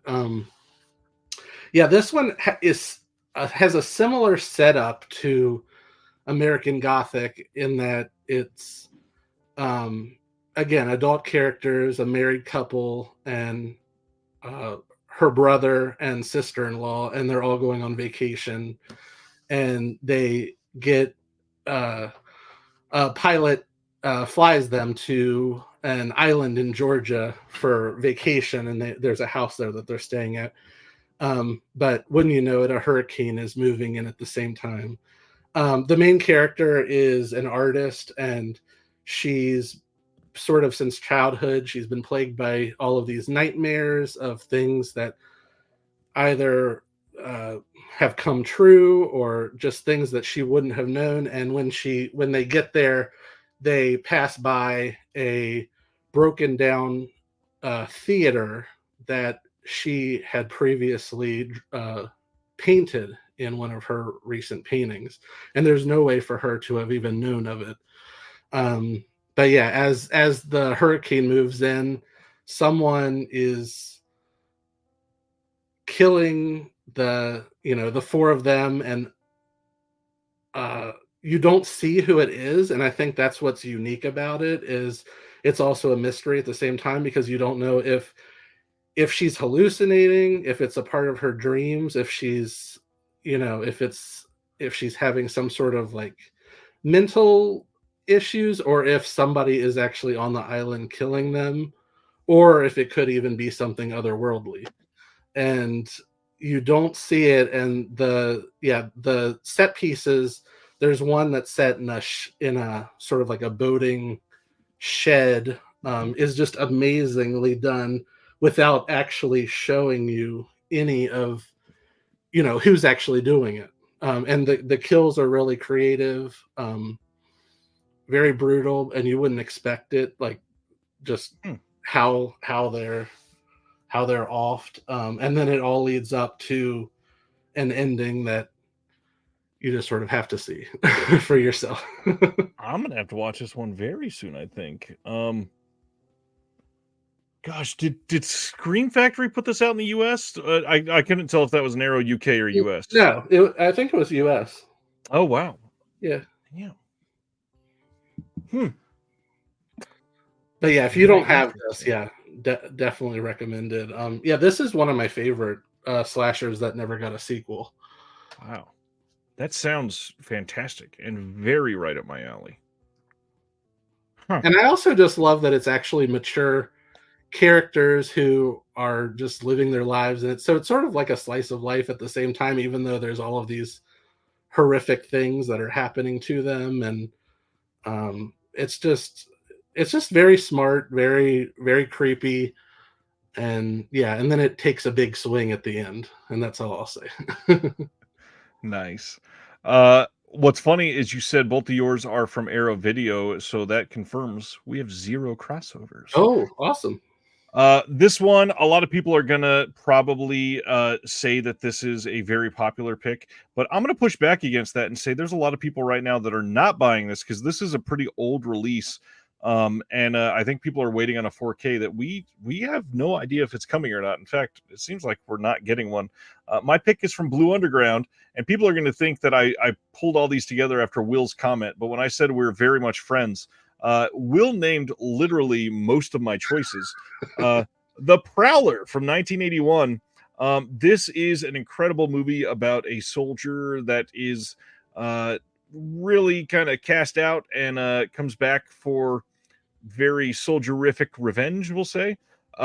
This is all the gore effects of this handled by the master Tom Savini, and that is one of the main reasons I love this movie. I think this has one of the more I'm going to put this closer so you can see some detail, one of the more unique and effective looking killers. That this is one of the main reasons I am shocked this didn't get 5 films. Just the look of this killer, I could see this being all over Spirit Halloween in 2024.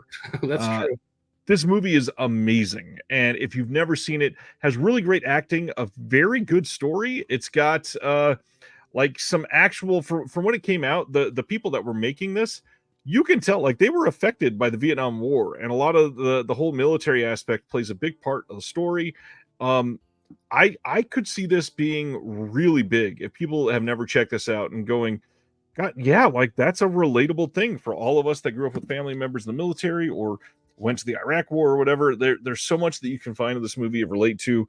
The kills are fantastic. The gore, it's Savini. It's a huge win. And again, great release from Blue Underground. There's not a ton on the disc, but they do have an audio commentary with the director and Tom Savini, and then a behind-the-scenes featurette on his gore footage, which again, it's the highlight of this film. I love practical gore, and The Prowler is like top notch for practical gore. Yeah, that has some of the greatest Tom Savini makeup effects of any movie. 100%. And yeah, that's also one that I always hear people hoping will get a 4K sometime, because Yep. I think it would just look so great. I agree. And it's one of those, it's so much at night that it would shine with great HDR. Yep. That was a great pick. All right, sir. Final one. My final one, and this is my favorite of the 5.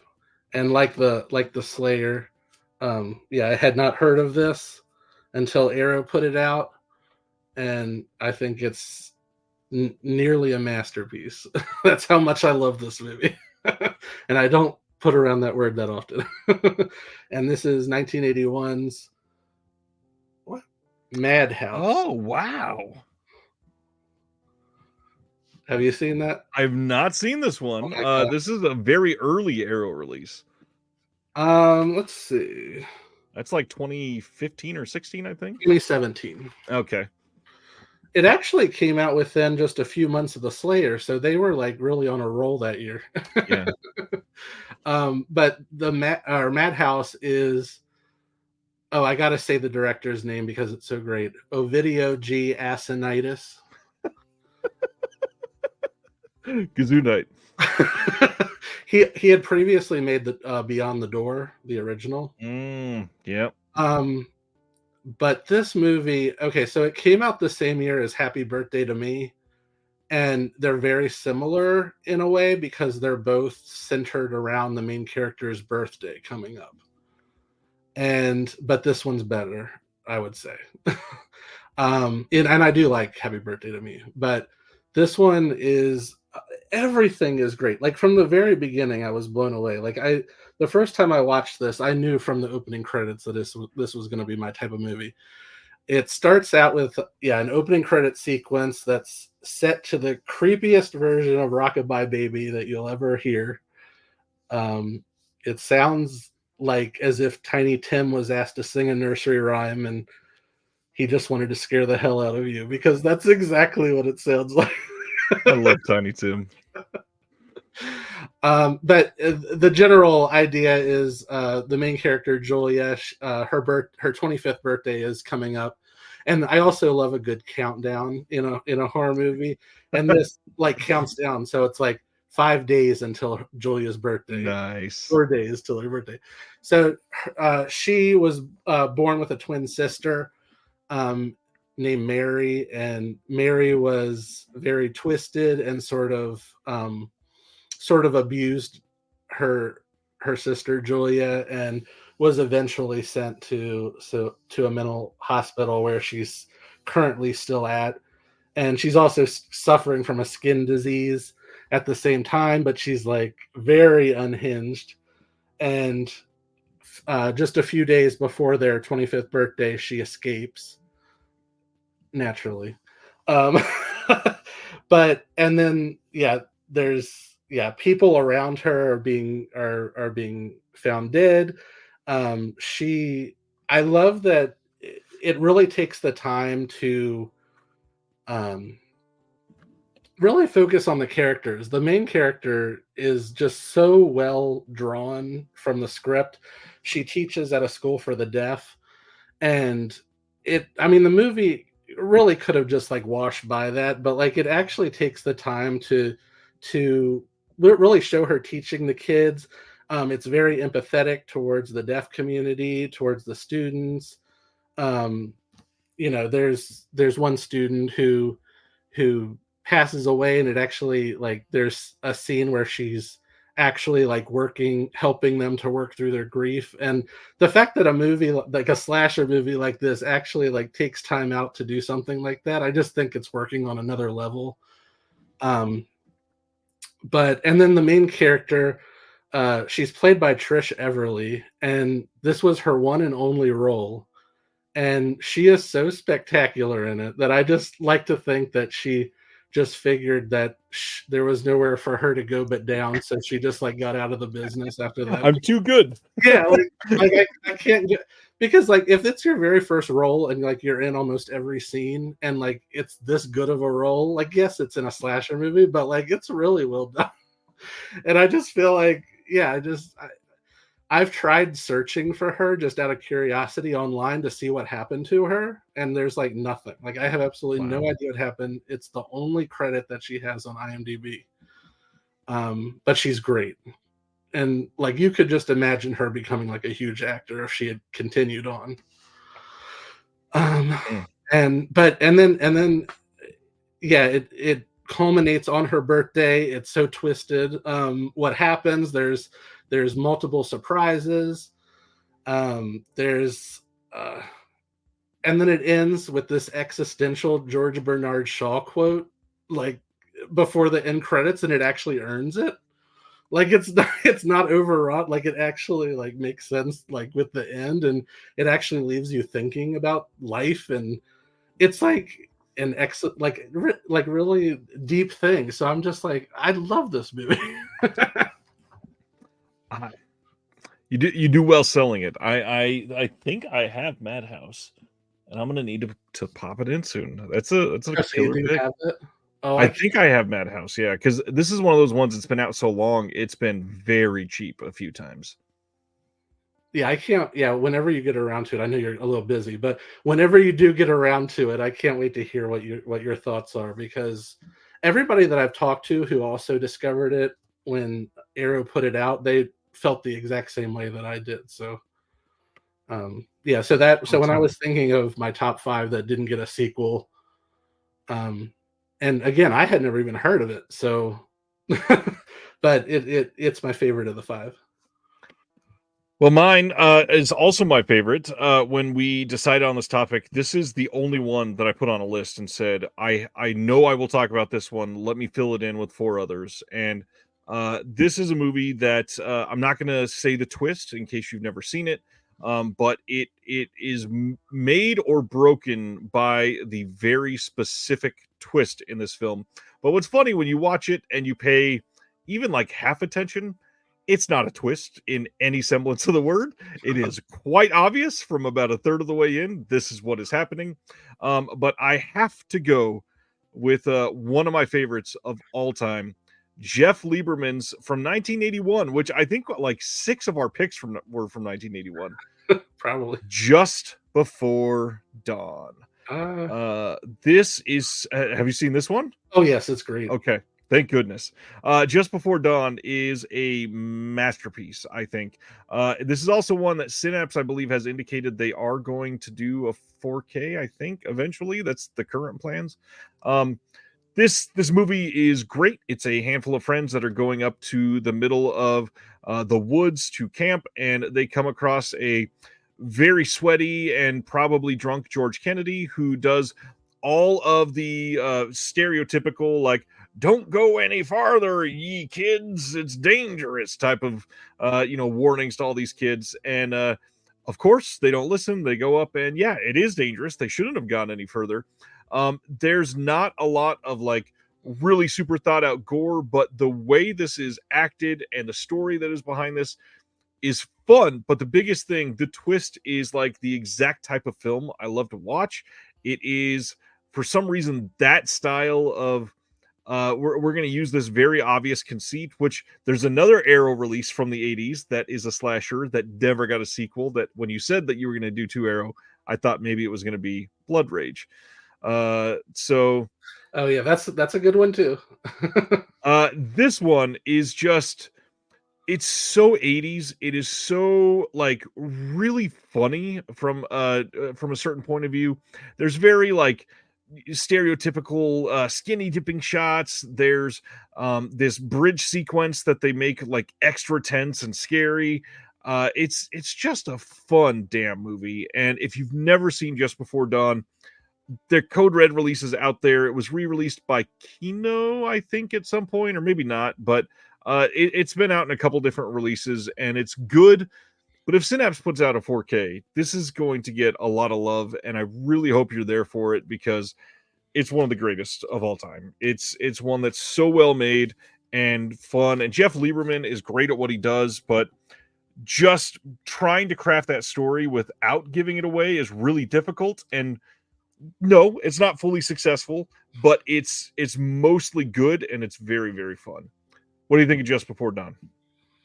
And it also doesn't it open with Blondie's Heart of Glass, which I always remember because I'm always like, how did they get the rights to that song?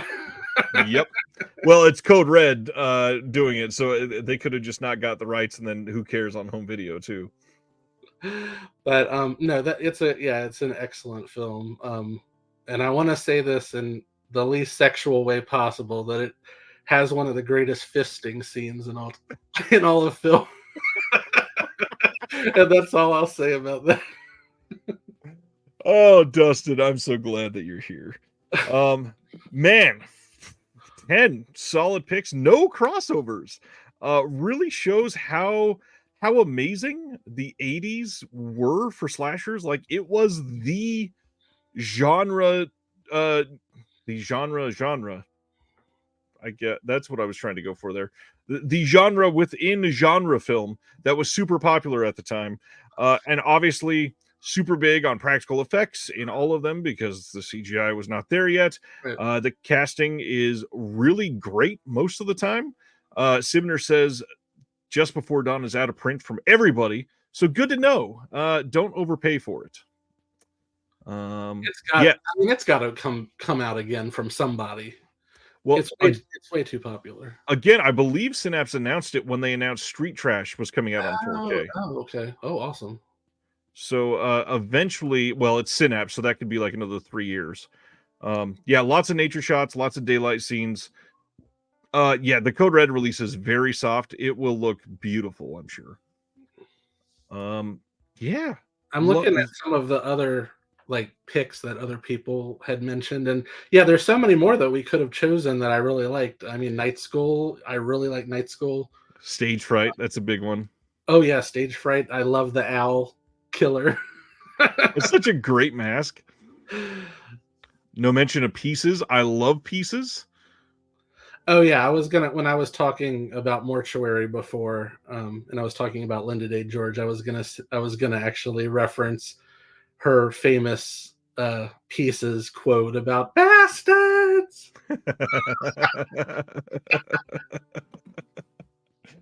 Oh man.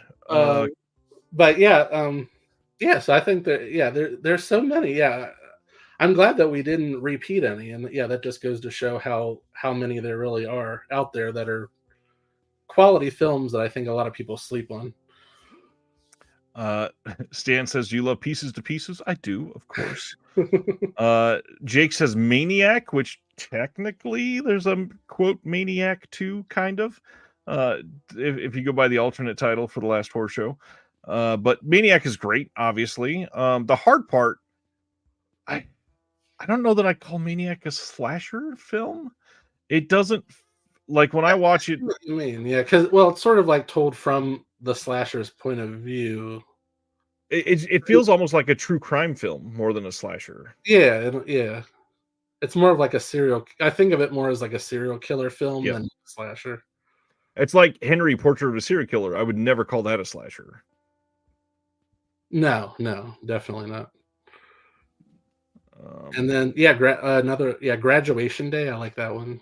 Graduation Day is good. Is good. Yeah, lots of good picks. I mean, we could have gone almost anywhere down this path, and I mean, 10 releases, all on physical media, 10 great films, lots of like unique masks, lots of great kills, most of them done very well. And a lot of adults. So, which goes a lot of adults. Yeah, it goes to prove that there definitely they weren't all just like high school type movies. In fact, I think all of mine are adults. I can't remember. I mean, like I said, the closest thing for me was Mortuary, and they're in college. But so Stan's bringing up Funhouse, and Stan might disown me and stop helping with the Physical Media Advocate. But I will say, I'm not the biggest fan of the Funhouse. Oh well, I am. I need to rewatch it. It's been a long time. Well, no, it's only been like 2.5 years. I need to be in a better headspace for the Funhouse to see if I can appreciate it more. I'm sorry, Stan. I know you're Mr. Hooper, but yeah. Well, I just love how like I know a lot of people criticize Funhouse because they think it's too slow because really they don't actually go into the Funhouse until like almost an hour into the movie. Right. And so, but I actually like just following them through the carnival and just I don't know. I always liked that about it. And then once they do get to the fun house, I think it's very effective. Yeah, I've always really liked it. It's got some decent scenes. I think the hard part for me, and I don't know why we're going on a diatribe about the Funhouse now, but the opening where the how old is he? Like 13-year-old brother is trying to grope his older sister or whatever. Like that's kind of gross to start your movie like that. What are we doing, Toby? Yeah, and then it follows the brother yeah, who like wanted to go to the carnival, but she wasn't gonna his sister wasn't gonna take him, and then he goes to the carnival, and nothing really ever comes of it. But I don't know. I don't know. I think it has sort of like I don't know an atmosphere to it that I really like that I gravitate towards. So yeah, it's even if you aren't a fan, maybe a rewatch, maybe you could reconsider. I like carnival films, and I'm kind of amazed that I don't love this one. I'm And surprised, go ahead. I was just gonna say I'm surprised that it hasn't gotten a remake with all of the horror remakes that have come out. I know like years ago there was rumblings that Eli Roth was going to direct a remake of it, but that never came to be. But yeah, I'm surprised. I'm probably gonna get slaughtered for saying this. This is like the type of thing that I know people didn't love the Halloween remake. I feel like Rob Zombie could do good with a title like Funhouse. Like it's just that weird Oh, off to the side, gross, like underbelly type of crowd that yeah, he should make that movie. That makes sense. that I think we need to get that to him because it would totally be like House of a Thousand Corpses, but Yeah. set at a carnival. Stan is probably typing like 900 words right now to cuss me out after saying Rob Zombie should remake a Toby Hooper film. But yeah, I would love to see that. I mean, I was deeply offended in 2007 when the Halloween remake came out, and I've gotten more used to it as the years have gone on, and I've rewatched it. Like, I don't dislike it as much as I did the first time around, and I'll defend his Halloween 2 to the end of time. It's so good. Like people who say that that's one of the worst movies, like I don't understand it. I think that's one of the great Halloween sequels. It absolutely is because the entire franchise is not even that great. Like there's a few really great Halloween films, and that's clearly one of them. Well, I mean, we did it, and now it's been almost 4 hours, so I definitely want to give you your night back. Dustin, you've been a remarkable guest. I cannot wait to have you back. I think that everybody should be following Dustin. Check out his book, The Fright File. Anything else that you want to say or highlight or turn people to before we leave? No, just I'm on Facebook and Instagram and all of that, and I think you have all of the links down below if you're interested. And but I just want to thank you for having me, and it was such an honor to be on your show. I absolutely look forward to this every Thursday watching it. So to be on it, it was just it was a thrill. So thank you. Thank you, sir. You've made it a better and more highbrow show just by showing your face. So thank you. The last thing I'll say to everybody, normally I might say something like check out the Patreon or something, but the big thing, yes, I do have another thing coming out, which I'm an idiot for. I get that. Please go check out Film Foundations. One thing I didn't say earlier when I was running it down, everything about Disconnected, it's in the name. Everything has been focused on physical media, which I love. I will never, ever make that something that goes away. But I don't get people that come to this to talk about film all that often. when watching Reconnected, I have all kinds of people watching for the announcements, and then if you look, the moment the announcements are done and we go to talk about film, viewers drop off like crazy. And not that I'm dying for people to watch or listen or something like that, but I want more of a place to talk about film. That is my passion. That is why I buy these releases. That's why I highlight these releases. That's why I work on these releases. So I really wanted somewhere to really gush about, to learn about, to decry sometimes, and really just discuss to the ends of the earth everything and anything concerning film. So check out Film Foundation's first real episode, drops May 1st. Dustin, you must be a regular now. And everyone else, we'll see you next Thursday. Have a good week. Thank you. Thank you for watching The Disconnected. On the way out, make sure that you are subscribed to the channel, that you've liked the video, and that you've copied the link to be able to share it with someone else that may appreciate this.